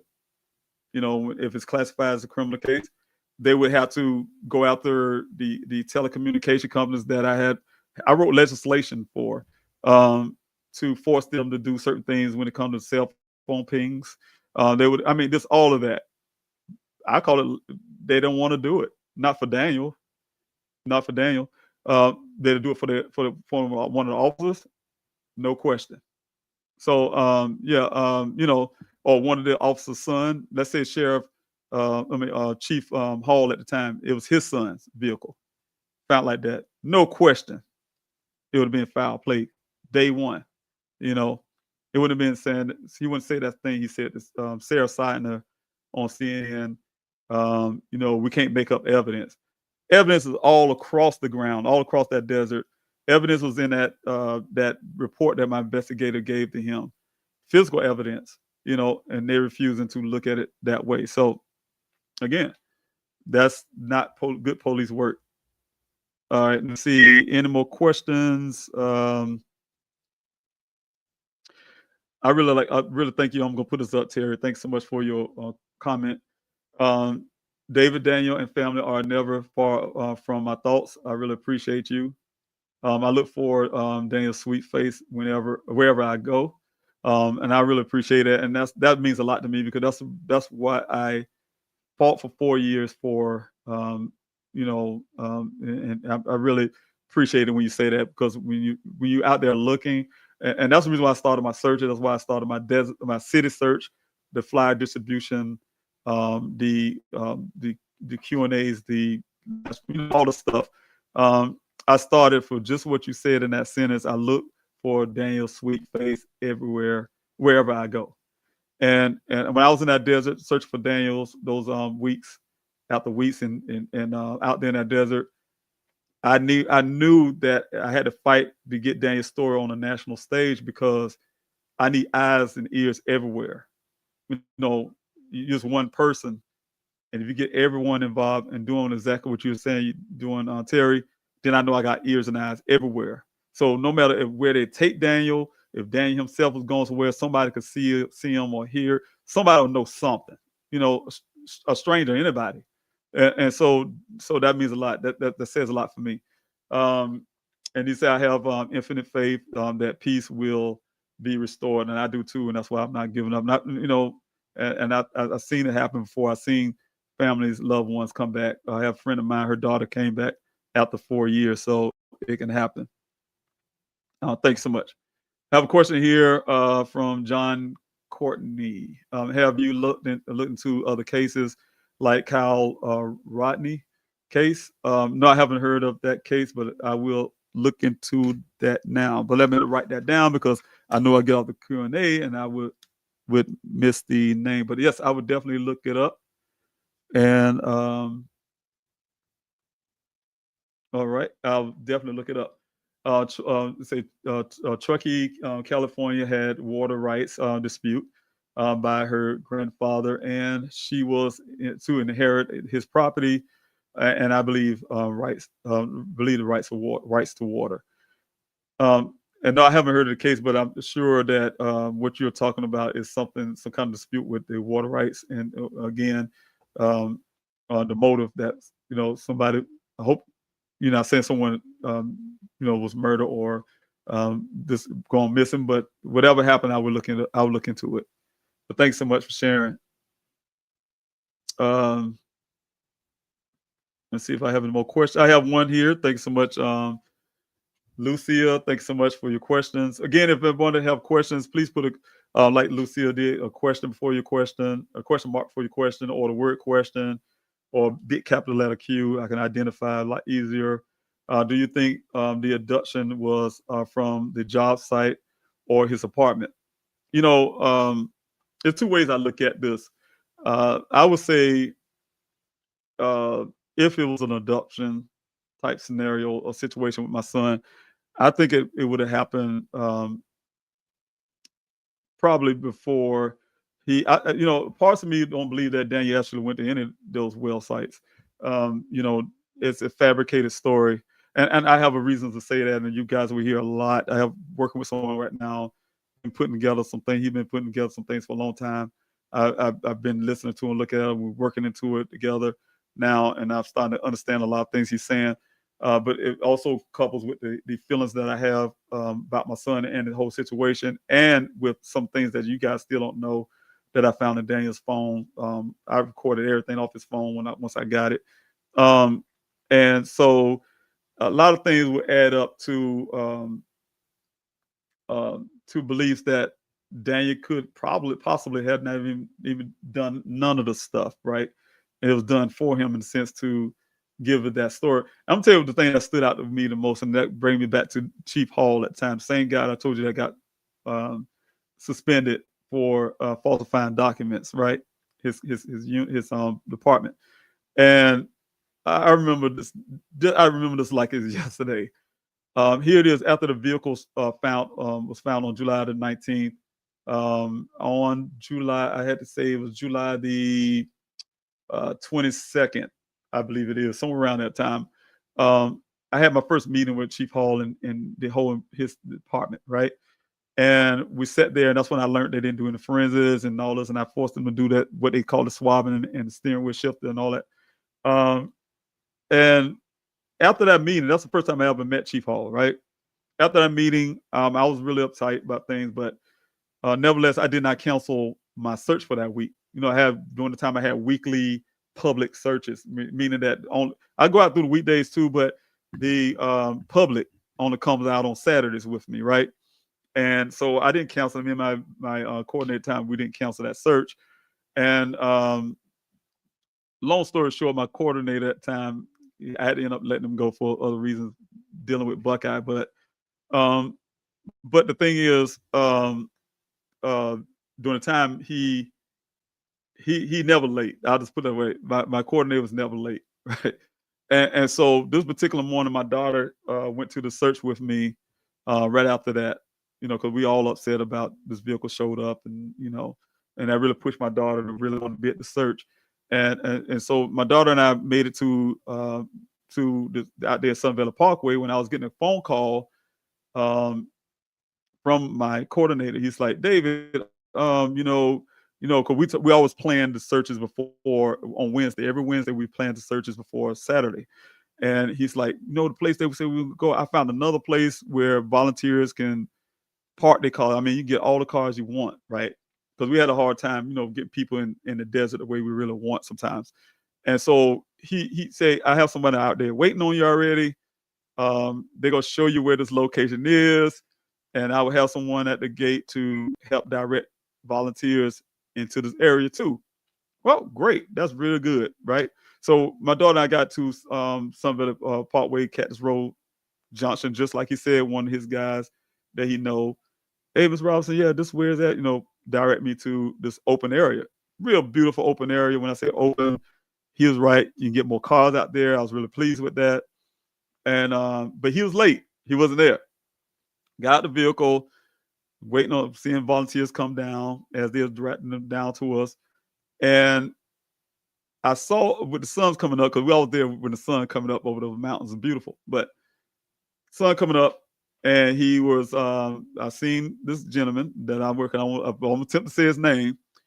He drives this white SUV. Looked like a police SUV, got the police wheels and all that stuff. And but anyway, he drove. He was driving. I said, "Oh, there you go." And but I noticed there's another vehicle right behind him, looks the same as that type vehicle, right? So I'm like, well, who is that? But anyway, when they got to us, the second vehicle, the person got out the vehicle. It was Chief Hall, and when he saw my face and my daughter standing there, say, "How you doing, Mr. Robinson?" And then I say, "Hey, how you doing, Chief?" And then he just brushes off like we're just some volunteer or something, right? Brushes off and said to the crowd of people that was standing there at the time, "Hey, y'all want to know where this vehicle was found?" Now, mind you, I just had a meeting with him a few days prior, and the vehicle was found a few days before that. They have never took me to this location to show me where this vehicle was found. Never told me how to get. Well, I'll take that back. Detective Biffin threw his photo on the hood of his truck. Didn't even let me inside the building in the parking lot, and he showed me a map. He said, "You're a military man. I do not read maps. I know how to use maps." He said, "This is where you're pointing out to me. This is where your son's vehicle was found. XYZ." Never took me here. Never showed me. Matter of fact, when he told me, he asked me, did I want to see the vehicle? I thought he was going to take me here. He just took me down the street to their police compound where they keep I see a whole bunch of messed up vehicles, make a long story. And so he come out that vehicle saying, "Hey, y'all want to," this grandstanding. "Hey, y'all want to see where this vehicle was found?" And of course, people who care about my son's case was like, yeah, where? The irony to that quarry area that I know also well now is right beneath where the vehicle was found. So we're standing the whole time waiting on him to come. And then Chief Hall shows up there grandstanding about this where do we want to see it? And he said, "It's right there over this hill right here." He point towards the west and like, "It's right over the hill." And I'm looking at the hill like, me and my daughter look at each other like, "What do you mean?" And he said, then people started getting about to run to their vehicles. He said, no, we can walk. It's right here walking. You can walk over the hill and it's right there. And so my daughter, I felt very offended. We was very offended about that. But we walking with this guy. He walking, leading us like I always like to say, like Moses, leading the people to the Red Sea or something. And so when we got over this hill, sure enough, he stood out on this big old high area, and he says, like Moses again, and he pointed down the ravine and said, "Mr. Robbins, your son's vehicle's found down there." And so I went to the edge and I looked, and the weird part was I had to go by memory because I only had one picture to go by that they gave me. They gave me one picture, and it wasn't these pictures. This is pretty pictures here, but they gave me this picture that I put in the public, the first one. And what I remember about that picture in my brain was this one thing that sits there was some kind of stump or something. And I didn't see that. And I'm like, in my mind, like, that don't look right. But he said, yeah, it was there. I was here. He said, I was here and I saw it, and it was right down there. But he was just talking all this stuff. Then he started grandstanding about talking loud about the cartels, right? Oh, the cartels come through here. And he was saying they landed planes on Sun Valley. They landed planes on Sun Valley Parkway, dropped the drugs off, and fly back to Mexico, right? But the way he was talking was making me and my daughter feel that he was saying that the cartels did something to my son, right? And so we don't know nothing about Sun Valley Parkway. We didn't know nothing about that desert. We was going about what he's telling us, right? And so while he was doing all that grandstanding and talking loud, my daughter hit me on the shoulder and said, "Dad, this guy him and his wife want to talk to you." So I walked off, and sure and behold, it was the rancher, the guy who found my son's vehicle. And so he said, "I don't know why Chief Hall is telling y'all that." He says, "The vehicle's found down here." And he pointed a different direction. And when I went to the edge, looked down this ravine, I saw the glass on the ground, and I saw that stump. Like, yep, that's it. And then he looked towards Chief Hall, and he yelled out kind of loudly when he said, "I don't know why Chief Hall telling y'all blah, blah, blah." So, and then Chief Hall, when he said that, Chief Hall turned red in the face. He stopped talking. He literally walked past all of us, walked back over that hill. Never, ever to this day, 2025, have he ever came to any one of these searches ever again. Ever. One time. And so when I went back to my hotel room that night, and I still keep this in my head as I was telling the story, because today I still feel the same way. He was selling me this story. He was selling me to believe that the vehicle's found out there, right? He took a point to leave his office, to leave a meeting that he just saw me a couple of days before, just to come out there that one time in 50 weeks of desert searching, one time to convince me that a vehicle was found down there. And that's why I say I don't believe it. So once after that happened, and when my investigator came along, and in his investigation, he says, "No, this is a staged event," I believed it. And that's how all of that happened. Then when that, like I said, because of his evidence, the Buckeye Police Department didn't want to accept it. They shut down for a whole month and talked to me, anything. And then they got their own private investigators to do one thing, in my opinion, to try to dispute anything my investigator said. And that's where we go. But anyway, to answer your question, do you think the abduction happened? I believe that whatever happened, yeah, it happened not in this ravine. That's a stage event. I believe it happened somewhere else, and that ravine is the location they want us to go to. Because, mind you, before the vehicle showed up anyway, I was already searching out there every day. We had public searches only on the weekend. And when I say walking out every day, I had hundreds of volunteers, 200 deep sometimes, and walking all across that desert from that well site, because that's all we had to go by at the time. And the kind of searches that we had at the time was called hasty searches. There were no line searches. I didn't have the organization that way. And we started building up grids at the time. But we have them pick a grid, and they go hiking, in a sense. I didn't know nothing about that desert during the time, but my coordinator did. And we had people to scatter all over, hiking, looking for stuff, right? Looking for Daniel. And so I'm sure they covered the spot here probably 3 or 4 times. The ranger didn't see the vehicle there. The Civil Air Patrol search that they had that went over this area didn't see the vehicle there. And I'm saying is those are the things that we got to look at. All right. All right. Here's a question here for thanks so much, Dana. Did any of the developers have a red car? I haven't. I don't know. I don't know what they drive. I haven't seen any developers. During the time I was working with a company called El Dorado Holdings. And El Dorado Holdings gave me so much hell. They gave me so much hell. I was amazed that I was able to make it up to 50 desert searches out there. They was, especially when they was wanting to break ground, they was giving me all kind of problems of SS and things like that. So we had a lot of contentious meetings, but I always win. I was always win and get my way. But yeah, but that's one. But no, I haven't seen any of their vehicles. It was all mainly phone calls and things like that. But once the guys start coming to break ground, there's construction crew people with their construction trucks and things like that, whatever they do, that type stuff. Oh, here you go. Jane, thanks so much for your question. What was suspicious in the well that you saw? I started to do that tonight. Play that video of the well and let you all see that. But yeah, it was, and I would do that one week if you guys think here on this live stream on 8:30, which I need to get off now. One thing I would like to say with that is, the well at the time that Daniel went missing. They say he went missing from, and then there was another well that's north of that. There's two wells, two. The first well is the well that I was told was the last place that Daniel was seen.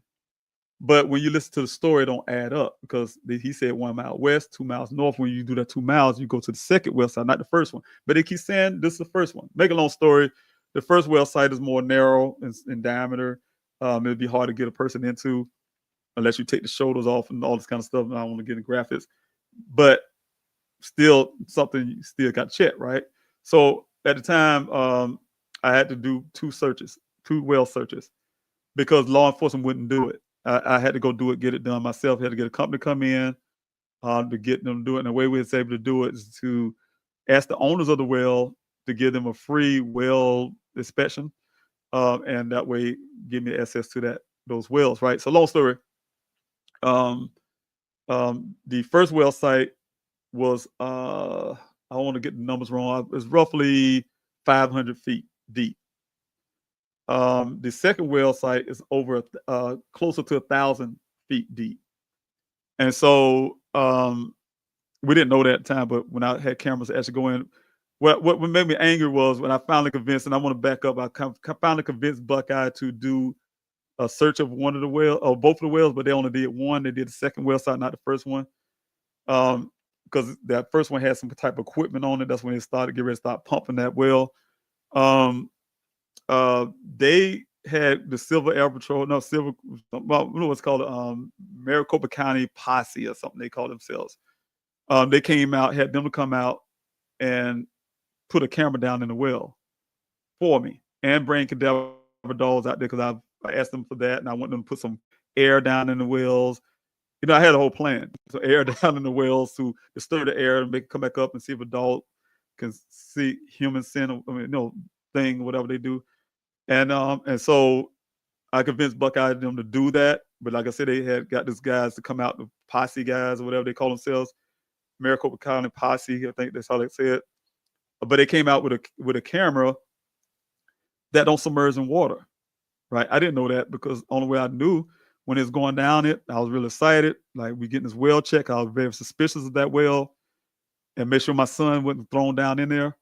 But when it got to the water level, they literally, camera must have bumped the water a little bit. They got real upset. The guys pulled the camera back out of there and was mad the camera got wet, right? And Buckeye said, well, your son ain't down here, nothing to see, nothing to do. I don't know how deep the well was, but when they did, I'm like, well, why y'all didn't go in the water to see? I mean, if something's in the water versus you think he just floating on top of the water, something floating on top of the water. Like, that was my attitude. But then at the time, I was very critical of law enforcement. I was already on social media telling people that Buckeye. And at the time, I was really, really trying to find anything to make law enforcement look good, right? I mean, anything. So I was sitting there bragging about them coming to. I was doing live streams while they was doing the stuff. Buckeye Police Department out here checking the well. They got the dog. And I even took a picture of their dog, and trying to make them look good. But I was dissatisfied where they just did that, touched the water surface, and came back out, and then didn't check the other well. And they was done with it. To them, there ain't nothing else to see here. So that's when I had to go behind them and get a company and actually go in those wells. And that's why I have those videos to ask that question. I have videos that I played often on my live streams. And what I did is went down in there, and the guy who'd been doing this for many years, they go down in the wells to inspect. He's a well inspector. And he told me this, never, ever, ever seen the stuff that he's seen in that well. That well, I'm going to play the video here, but that well had tons of dirt dumped down into it, like it was trying to cover up something. That's the last thing that was done because the sediment was sitting on top of everything else. But there was a heavy fence post put in there. There was a heavy trestle put in there. There was a big old pipe put down in there to push something down. That's what it appears to be, right? But what stopped it was this wood trestle, keep the pipe itself from going all the way down. And where they got all the stuff from, it was sitting right out there. Some part of the fence was torn down. That was found in there. The wood trestle, I don't know where they got it from. Must be where the pipes were sitting on top of. But the pipe, one of the pipes was missing. That was down in there. That is supposed to be there. And then we say, well, where did we get the dirt from? All that dirt. It was a big old giant, only about a good 100 feet from that well. There's a big mound of dirt. And you can see where they were digging into that to get it down in there. But Buckeye says it ain't nothing to look at, right? And they would not do anything no matter what I did. But when I went down to the well to back up, went down the well with the camera, what really, really, really bothered me the most, we had to get around all this trash to get there. But when you look at it and you put it in plain, slow, reverse process, you can see how somebody dumped a lot of stuff down in there, in my opinion, to cover something. But then when you got to the bottom, the camera kind of went down and hit the bottom, and you could tell the dirt is loose, so it can go deeper because it's sand it was put down in there, right?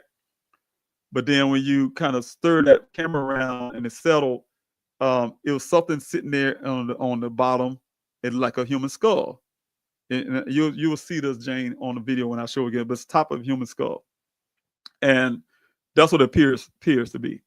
And so I had that to look at. I went to a university in, I think it was Missouri, and another one, pathologist, to look at this, and people that know that kind of science look at it, and they all felt that the FBI should go in to do this. Look, the FBI wouldn't do anything. The Buckeye Police Department wouldn't do anything. And so until I made a big noise on social media that caused them to go back into it again, Buckeye Police Department this time with a submergible camera, and they say they did with a submergible camera, but what they did do is go down there with a crane and pull stuff out of. They say, now mind you, I seen the fence pole there, the big giant pipe, the trestle, all that stuff. I named big heavy stuff. But when they showed the public, what they showed the public was what I call pocket change. Literally, I'm not making this up. They said, all thing we found in this well, and they had it laid out. It was some screws and bolts and nuts and stuff like that. I said, what happened to the pole? What happened to this? What happened to those type things? So to me, like, what are they hiding? What is the problem? Those type things. So yes, that's what I found in well, but I will talk about that again. Part of my investigation. And let's see, here it is. Jason Watts, thanks so much for the question. Did Daniel have a Google account linked to his cell phone? Yes, of course. Oh yeah, and I'm glad you brought that up. And if so, have you looked into the location history data? Yes. he definitely did, but it was wiped out at the first. I'm gonna tell you a couple things. When Detective Biffman handed me Daniel's phone, well, gave me everything for safekeeping.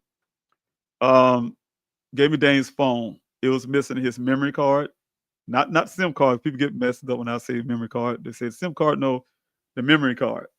Memory card's missing. I just got Daniel a card a few months ago before all of this COVID time, and memory card's missing for out his phone. I mean, all this whatever's on the memory card, and that was missed out of phone. The location history was deleted out of his phone. The Google stuff that you was asking him for, that stuff was deleted out of his phone. Everything about the Caitlin girl, except for her name and phone number, was wiped out of the phone. I mean, any conversation they had, text message wise, and that's why I don't get it when Buckeye said, "Oh, we went to the trash file." I went to the trash file; it was empty. So I really don't get where they get that from. But anyway, um, unless they deleted it, right?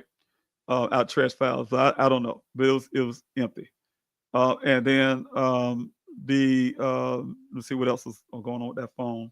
Um, a couple things, but the point is that for me, yes, the location part was gone, and I was able to get retrieve. That's why I was saying from what I was able to retrieve would suggest a couple things that would kind of almost suggest that maybe Daniel didn't even go that well at all. Didn't go up the Sun Valley Parkway at all himself. Now, the other part is I can say, and I put it in the public before, so I'm gonna say it again. One thing that was in his Google history on the cell phone is that, according to his phone, he never went back home that night.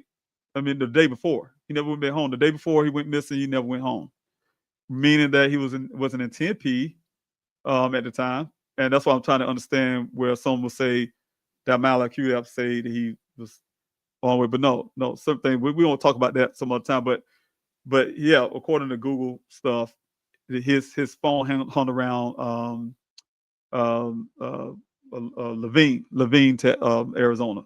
So I think that's how you say the name. But anyway, those areas. And so when I had got that information, then I started getting a headlight thing, a bright light moment, whatever you call it. Because during the time it was, I still was discussing about Ken's story. He said, "Oh, Daniel said he wanted to go home to rest." A couple things didn't dawn on me at the time. First, he said Daniel said he wanted to go back to Phoenix to rest. Right? That Ken was telling law enforcement. But Daniel lived in Tempe, so why he want to go to Phoenix to rest? But that's what Ken said. That didn't dawn on me. The part that dawned on me was when he was saying, "Oh, he wanted to go rest," and he was sleepy and tired or something. Then I started looking at the Google stuff, and he was moving around, and I knew that Daniel was doing some type of not DoorDash, but Instacart. And in my mind, I said, okay, well, maybe he was doing Instacart all night. But then I'm like, nobody don't order things off Instacart all night. And so that's what I think. I said, yeah, because I was kind of put on live. I said, if Buckeye had did half of their job, they realized when Ken said that Daniel was saying that like he was tired and sleepy, they would have realized he was working all night. That's what I was saying at the time because of what his Google history was showing. That his phone was moving around these places all night, right? And so, during the time. So I was like, okay, he was sleeping, but then I was like, but then it goes against Daniel's character. I had to put in Daniel's character as his father. I'm a single parent. I raised Daniel by myself for 6 years. And so I know my son character. Trust me, if he was that tired, he wouldn't have came to work at all. you know. And so he would have called in. Not that he would just not showed up. He would have called in and said, "Hey, look, I've been working all night. I'm not in the best shape to be working around no equipment." And I would have been gone. I mean, off this day or something, right? So that stood out to me too. So I had to think about all of those things when it comes to my son. But yeah, he did have a Google account, and I did look at that stuff. Question here, Lucia has the supervisors, the one that met you at the well site, background and truck being investigated. As far as I know, no. I'm not sure that still can be done, but no. And I'm sorry, but I'm getting to the end as I can, so I can go ahead and end this Q&A and go ahead and let these videos ride. And I promise you guys, God's willing, I will be back at 8:30 p.m. Eastern time next Friday. That's 5:30 p.m. Pacific time if you're in California, 6:30 p.m. if you're in Arizona Mountain Time. So let's see here. Hey, Aaron, thanks so much for your question. Did Ellie not get a warrant to check out Dane's apartment? No, and that's sickening, isn't it? When we're sitting there in this, when I say we did a three-way call, I mean it was a speaker call. I should have said, because we're sitting there, and I was sitting there with Buckeye at the time. And I'm gonna tell y'all something too. This is a crazy part. In the whole entire case of Daniel Robinson going missing, as far as I know, my daughter and I are the only two people who have ever been interrogated by the law enforcement, and we're the victims, and we're the family members. When I say interrogated, I'm not a criminal, never, ever, ever been inside an interrogation room. Only thing I know about interrogation rooms is something I saw on TV, right? And I remember sitting in that room with my daughter sitting there to my right, and I was looking around the room, and I see it's on one door and nothing else, and they sitting on the other side of the table, and I'm thinking to myself like, is this an interrogation room? And yeah, they had us in interrogation room, and we're the only ones in the whole entire case, as far as I know, been asked any kind of questions in an interrogation room. We was able to give them certain little things, but when it comes to Dane's apartment, I actually had to. I know I was sitting next to Detective Biffin at that time, and we called the landlords for Dane's apartment, but no, they said they can't get a warrant because it's not a criminal case. That type stuff. Just like the cell phone pings to this date, it's not a criminal case. We can't get a warrant for that. And and they put this in the report after effect. Let me tell you guys, my report. I have five. I think I have 4 or 5 different reports from law enforcement from Buckeye Police. They add stuff every time, and they change the little paragraphs and things like that. So I keep up with all of that, just for your sake, for the public's sake, to say, oh, they did a good job. For those, they did a good job, people. And so when I look at those things, they have not. When it came to Daniel's, this is the fact they come to his just trying to get a warrant, or they say, oh, we got they kind of changed it and said they went to T-Mobile Sprint at the time and got some kind of limited stuff.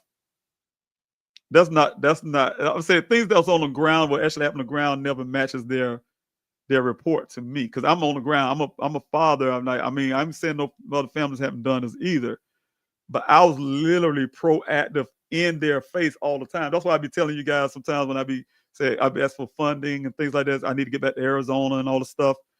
It's truthful. It's truthful because you know what? Anytime you don't be in their face, they're not gonna do anything. So I'm one of those proactive persons. I'm always there. So yeah, of course, they haven't done any warrants. That's the first thing we asked for. My family and I. We asked for cell phone pings. That's obvious. Then we went to the Uconnect, and then they came up with excuses why they couldn't get that.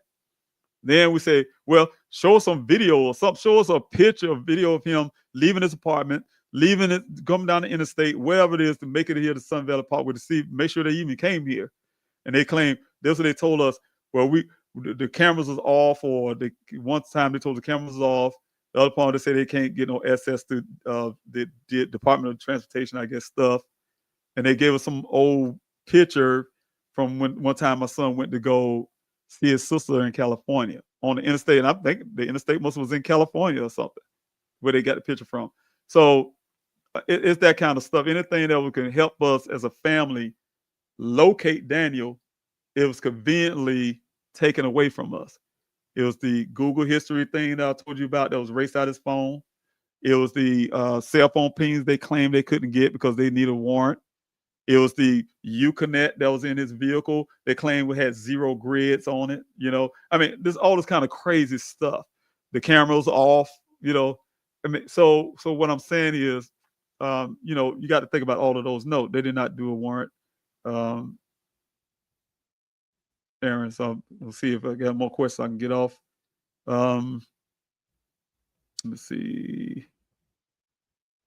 I think I'm gonna do one more question. If anybody have any more questions, I get one more question in, and then I'm gonna jump off.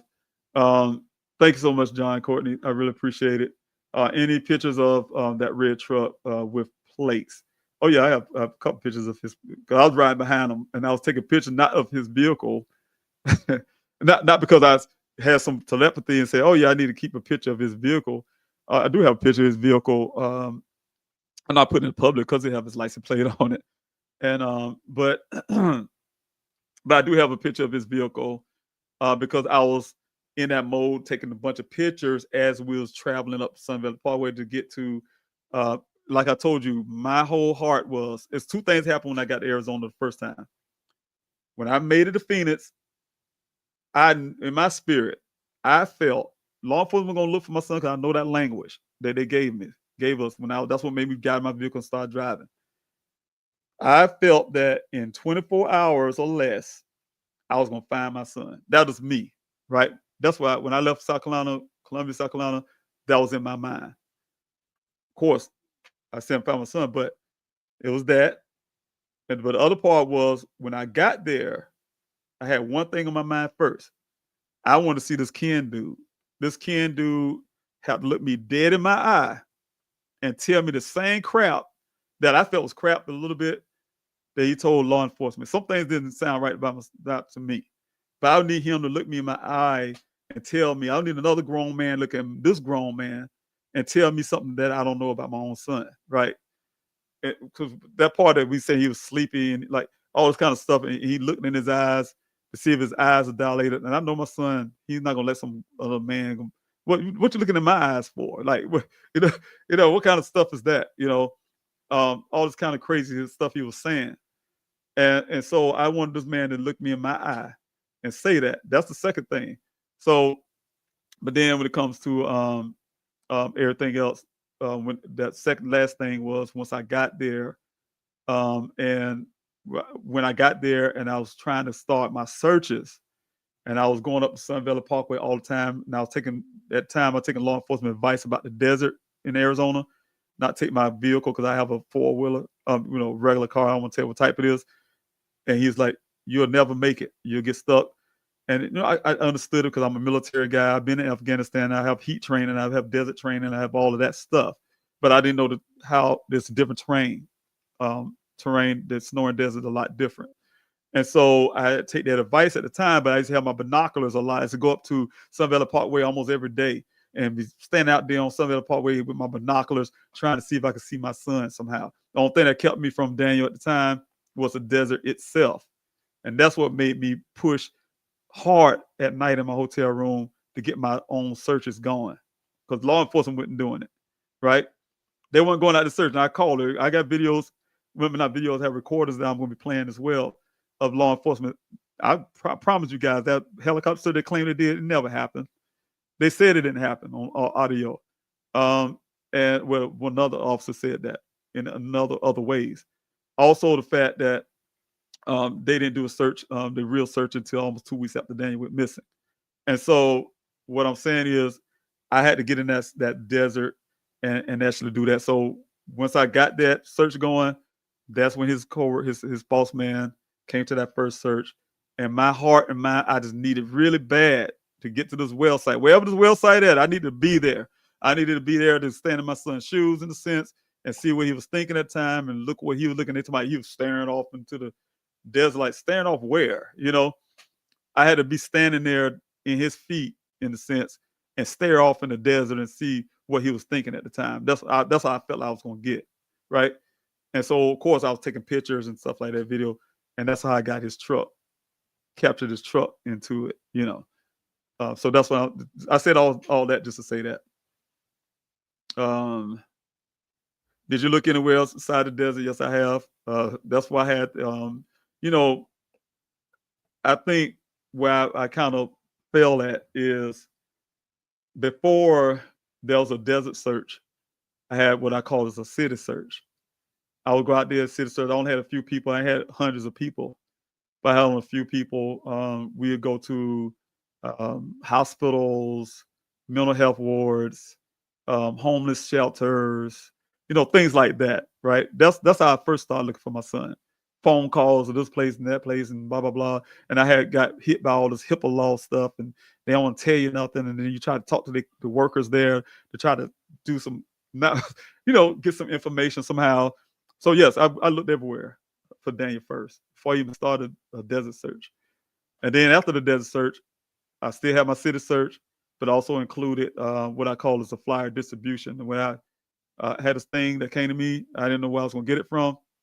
They said, if you kind of like that baseball thing, if you build it, they would come. And I did it. And I had people come out every week. Some of you that's on this live right now was with me out there in that city, getting out thousands and thousands of flyers out there across Phoenix and Buckeye and Goodyear and all these other cities every week. Just get them out there, these malls and everywhere, thousands of flyers, So yes, we was doing hard work. So could you imagine getting up early in the morning, starting my search at 5, 6 in the morning, get out of the desert that afternoon and rush back to your hotel room. And then once I got a 1-bedroom apartment, washing real fast and then meet the people who's meeting me behind the Walgreens in Phoenix to go out there and pass out these flyers. I mean, I was like Superman every weekend, just trying to do things like that. So yes, I did a lot of that stuff, walking the streets and going to these homeless shelters and all that stuff. So yes, we went everywhere looking for Daniel. My daughter and I, when we first got there for searches as well, we searched when I say literally every parking space at Sky Harbor Airport, every space, even the private spaces outside of the airport. And that was a lot of money and a lot of time. And I didn't realize there's that much space, vehicle space. We did our due diligence, in other words. So yes, there was a lot of work done that don't even talked about on public stuff. But anyway, thank you, everyone. I really appreciate it. Thanks so much, everybody, who was hanging in with me the whole time. That's all the questions there. And I'm going to jump off. And what I'm going to do is, like I said, not quickly jump off. I'm going to play these videos, and the videos will end this live stream. So if you guys want to sit around and watch that, you can. It is something additional. But thank you so much for being here with me. Thanks for the questions. I'll see you next weekend, next Friday, 8:30 p.m. Like I said, Eastern time, 5:30 p.m. Pacific time here in California, 6:30 p.m. in Arizona. All right. So thank you so much, and God bless you. We'll talk to you next time.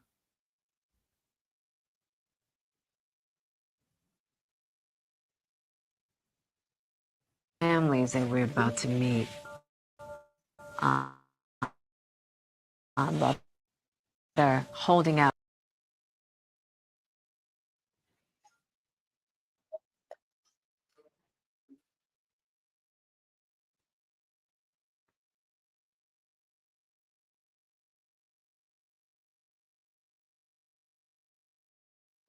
Okay, like I have in a little regards difficulty. to I'm being try able this to again. find their And, loved y'all can ones. hold it up. Daniel Robinson went.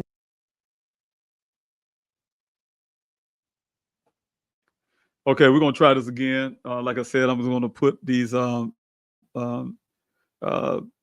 up real quick, and then that is gonna play for the duration of this live stream. So thank you again, everybody who joined in, everybody who's been supporting. I truly appreciate you. So thank you so much. God bless. Yeah.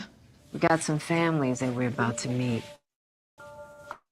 They're now hope in regards to being able to find their loved ones. Daniel Robinson went missing 4 months ago. This is the last photo his family has of him.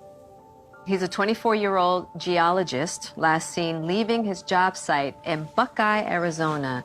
His overturned Jeep and belongings were found in a nearby ravine. His parents, David and Melissa, need our help. We wanted to give you an opportunity to tell us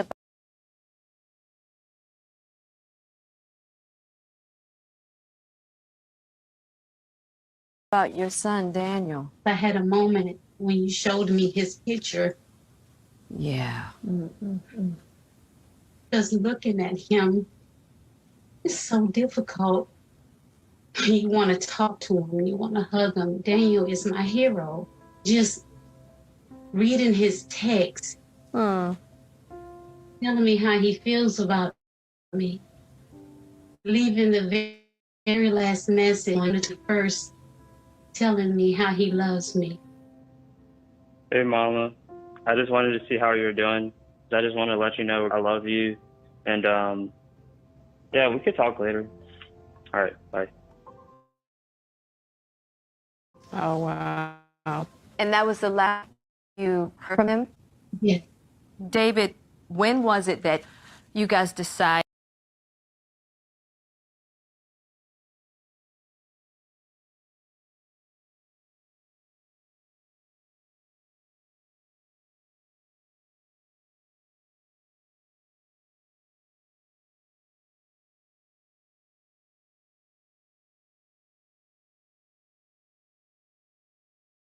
that something was not right? On June 23rd, I received a phone call from my daughter. She alerted me that one of the coworkers came by and was searching for Daniel. We weren't getting the answers to his phone. They said he was looking at his job site roughly 9 o'clock that morning. And I just knew immediately that things wasn't right, first of all. And the second thing is not tell us where he was going. Right. I think that's really important because the idea of patterns, I'm really big on that, even with my children. What Dave is basically saying is that a pattern was broken. And so he saw immediately that this is out of character. Right. Something is wrong. And that's so important.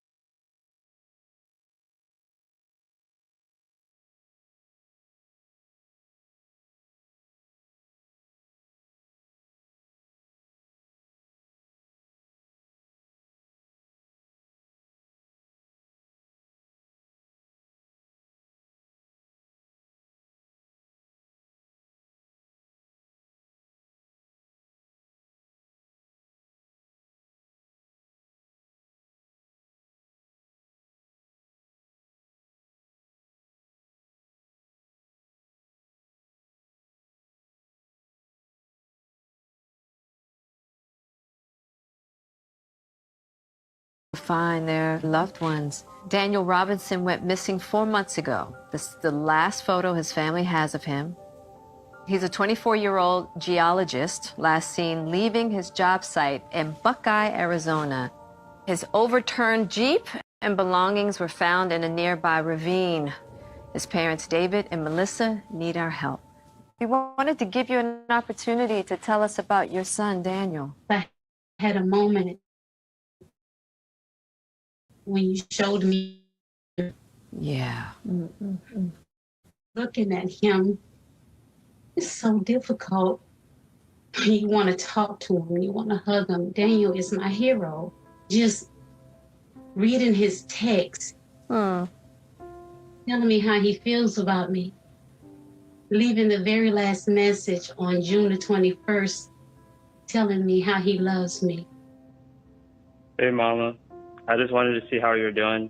I just want to let you know I love you. And, yeah, we could talk later. All right, bye. Oh, wow. And that was the last time that you heard from him? Yeah. David, when was it that you guys decided that something was not right? On June 23rd, I received a phone call from my daughter. She alerted me that one of the coworkers came by and was searching for Daniel. We weren't getting any answers to his phone. They said he was last seen at his job site roughly 9 o'clock that morning. And I just knew immediately that things wasn't right because Daniel, he would never, ever not answer his phone, first of all. And the second thing is not tell us where he was going. Right. I think that's really important because the idea of patterns, I'm really big on that, even with my children. What David is basically saying is that a pattern was broken. And so he saw immediately that this is out of character. Right. Something is wrong. And that's so important for police officers when they start to investigate these cases. One of the first questions they'll ask is was this normal? Was this something he would do? Because the thought is, maybe they're just not calling you. There is this tendency to say, why don't you just give it a little bit? Right. You might hear from him. He might come around. Yeah. But it's got to be, this is not like my son. Yeah. And you are the one who knows your child. Right. To have them understand, no, this, what's out of the ordinary. David, is it my understanding that you've relocated to Arizona to lead the search for your son? Upon putting in a missing person report with the Buckeye Police Department, they said they was going to go out, search the next following morning because it was too dark when I called in. And once that morning came, and they counseled and alerted me that being that my son is grown, he's an adult, he's allowed to leave. When I heard that, that was unacceptable to me, so I grabbed everything I could, and I just started driving. I made it out here, and I've been here since June the 26th. Got it. Searching for my son. We're going to find Daniel. Was it difficult to get the police to just take seriously that Daniel was missing? Yes, even from the first day. You know, we know our son, and you know, it was very out of character. Things didn't add up. It was very difficult just to even get movement. They did a first search for my son, which was 3 days later. I haven't gotten any support from the police department. I mean, nothing. We have been fortunate to get our own cadaver dogs and search dogs, even the aircraft, drones. We've been on it. The searches, full of volunteers. The difficulty has been getting media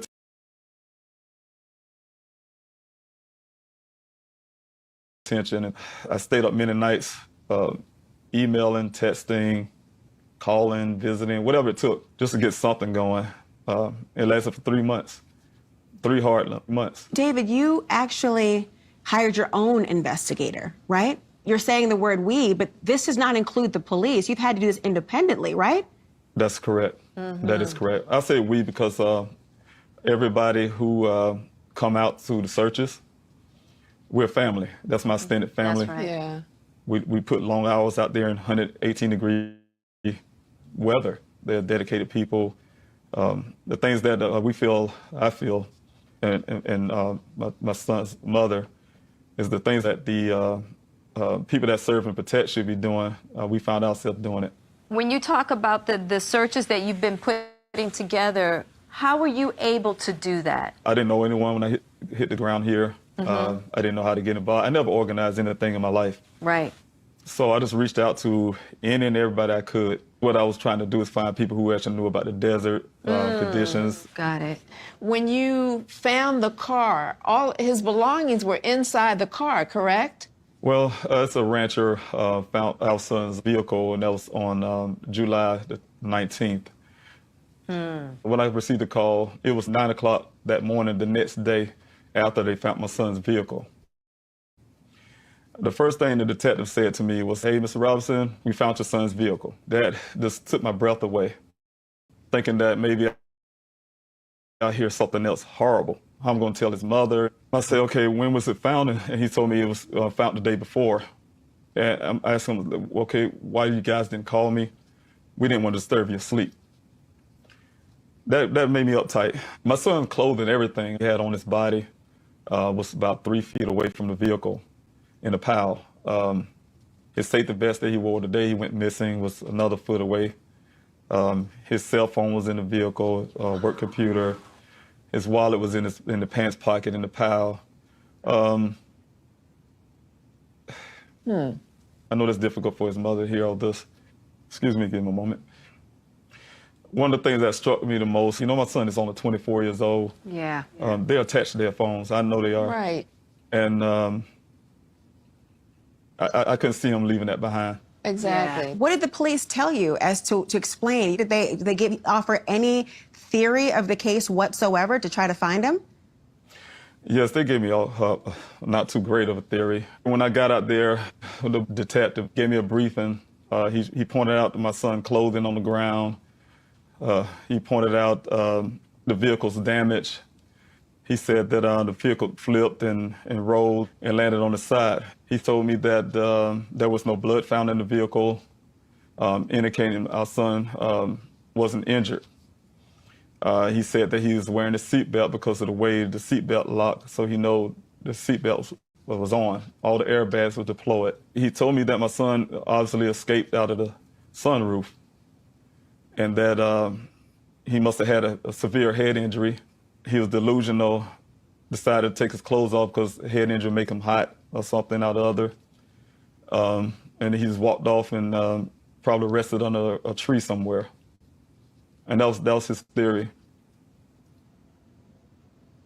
I think we're all dumbfounded for a moment, trying to think about all the things that do not add up Right. about this. But I keep looking at Mom. Yeah. I'm just thinking about what every mother sees talking about their child. I know he's 24 years old, but you don't see a 24-year-old. You see the little baby, and you're hearing these things. What are you thinking? When his father first told me that the vehicle was found, and then they started talking about cadaver dogs, I just screamed. And I just couldn't believe this can't be real. I was feeling like I'm in a nightmare. Yeah. I was on the floor. I cried. His father kept saying, Alyssa, it's going to be all right. I'm going to find our son. I'm going to find him. I promise you, I'm going to find him. But I said, I just want him back. I didn't even know what to pray or how to pray. Yeah. And then I had to just change that prayer and say, I want him back safe. The thoughts are running rampant in my mind. I'm thinking the very worst thing, that someone is hurting my son. I'm seeing him crying out for me. I'm just seeing these things that he's just really needing to say, help me. I started dreaming about him, saying, Mama, I'm here. Mama, I'm over here. Hurry up. And I'm saying, Daniel, please listen to me. I'm talking to you. And it's saying, Mom, I'm here. Yeah. Mom, I'm here. I need to find him. And it was heartbreaking to just go to his apartment. Yeah. Very, very heartbreaking. I had to pick up the little hairs off the floor and put them in a Ziploc bag because at least I knew that was a part of him. Right. That's all I had. But one thing I want to really say too, Daniel is definitely not a person that's depressed and down. He's high-spirited, have dreams, and he's a contributor to society. Daniel's a scientist, very smart, very sharp, and we just want him back home. We just want him back here with us. We want to just give our prayers to you, our love, and, you know, we are wishing you the best in this. Thank you so much. Thank you so much.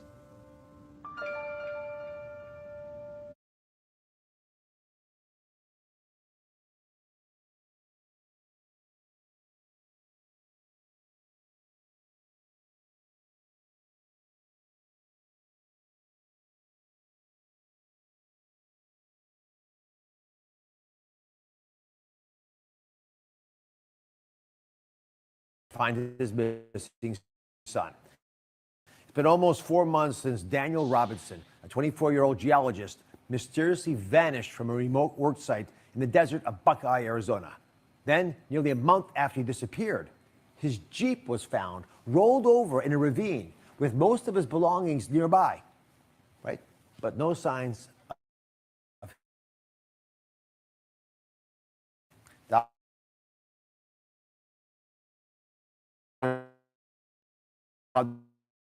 Oh.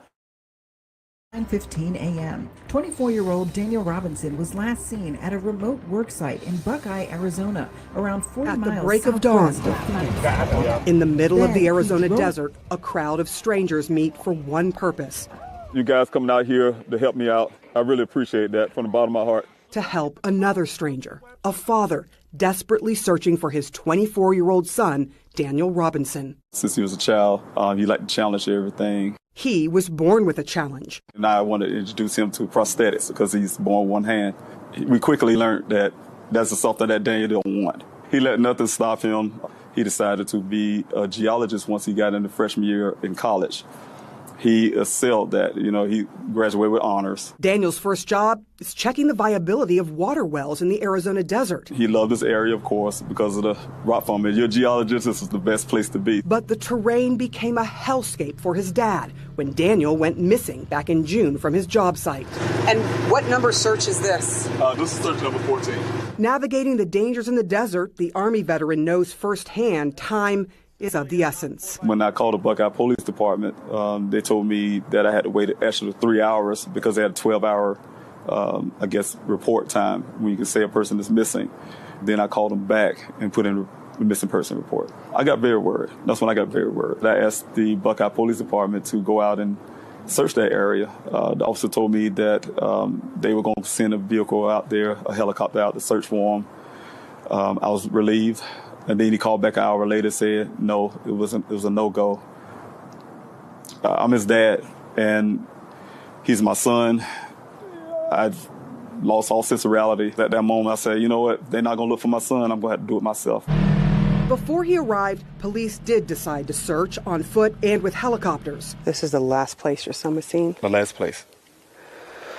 What do you think happened, David? I think a lot happened here. I'm very suspicious. But he doesn't know what.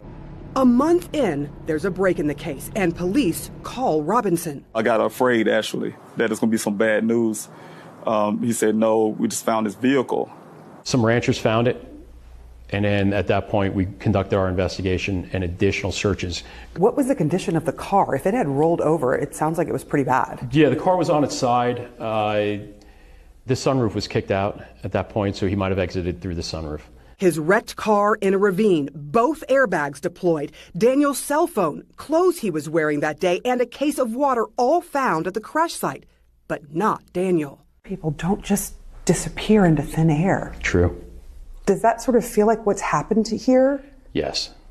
Yeah, it's very, very challenging case. No matter how much the family asks for this to be a criminal investigation, can you make that happen? We can't make up evidence. Absolutely suspicious circumstances related to the case. Frustrated and heartbroken, Robinson hired a private investigator. Where are we going? Down here is where the vehicle was recovered from. Is that the glass from the car? Yes. When you looked at this accident, what are the discrepancies that you noticed right away? I believe it was in more than one collision. What does the data from the black box of the car tell you? That there was 11 additional miles on the vehicle since the airbags came out. What does that tell you? That tells me it was crashed somewhere else. Does that sound suspicious? What explains that? Well, we had the national expert that came in and provided us his findings, and then they ended up speaking to an expert at Jeep, and the expert says, yes, sometimes that happens, and it's not unusual. But the data also shows someone tried to start the car 46 times after the crash. That's something we can't explain. It begs the question, again, the family is saying it's criminal. It's got to be he's in danger. Do something. Right. No, I agree. But we need information. We need evidence. He's got a lot of theories. His words, I think, were, I don't think they cared. What do you say to that? Can be furthest from the truth. Losing hope, Robinson began pleading for media coverage. It literally took 3 months. While Robinson searched for his son, the country became riveted by media coverage of another missing persons case, the case of Gabby Petito. In my situation, people think I love our children less or something, or they're less important. In 2020, more than 543,000 missing persons records were filed. More than 480,000 were cleared. And 40% of the missing are people of color. There are a lot of Gabby Petitos and Natalie Holloways in the Black and Brown community. That's why former police officer Derica Wilson co-founded Black and Missing Inc. and says too often their cases go untold. Eventually, local stations did stories and citizens began helping search. Did you know Daniel? No, I just wanted to help. You're just helping out a stranger on a Saturday. Yeah. Why? You know what? I can't imagine what that man's going through. As the search for Daniel goes into its 5th month, another family is in the midst of a terrible mystery for a 5th year.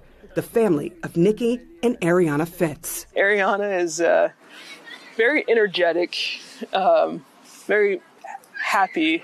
2-year-old Ariana went missing under the most suspicious of circumstances in the San Francisco Bay Area in 2016. Her mother, Nikki Fitz, was found in a shallow grave in San Francisco's McLaren Park, but Ariana was gone. It breaks my heart that Ariana's not with her mom and Ariana's not with her family, but it also breaks my heart even more is that I know that Nikki wants nothing more than Ariana to be with us, to be home. Tessa Fitz says she is convinced her niece Ariana was taken by people close to Ariana's mother.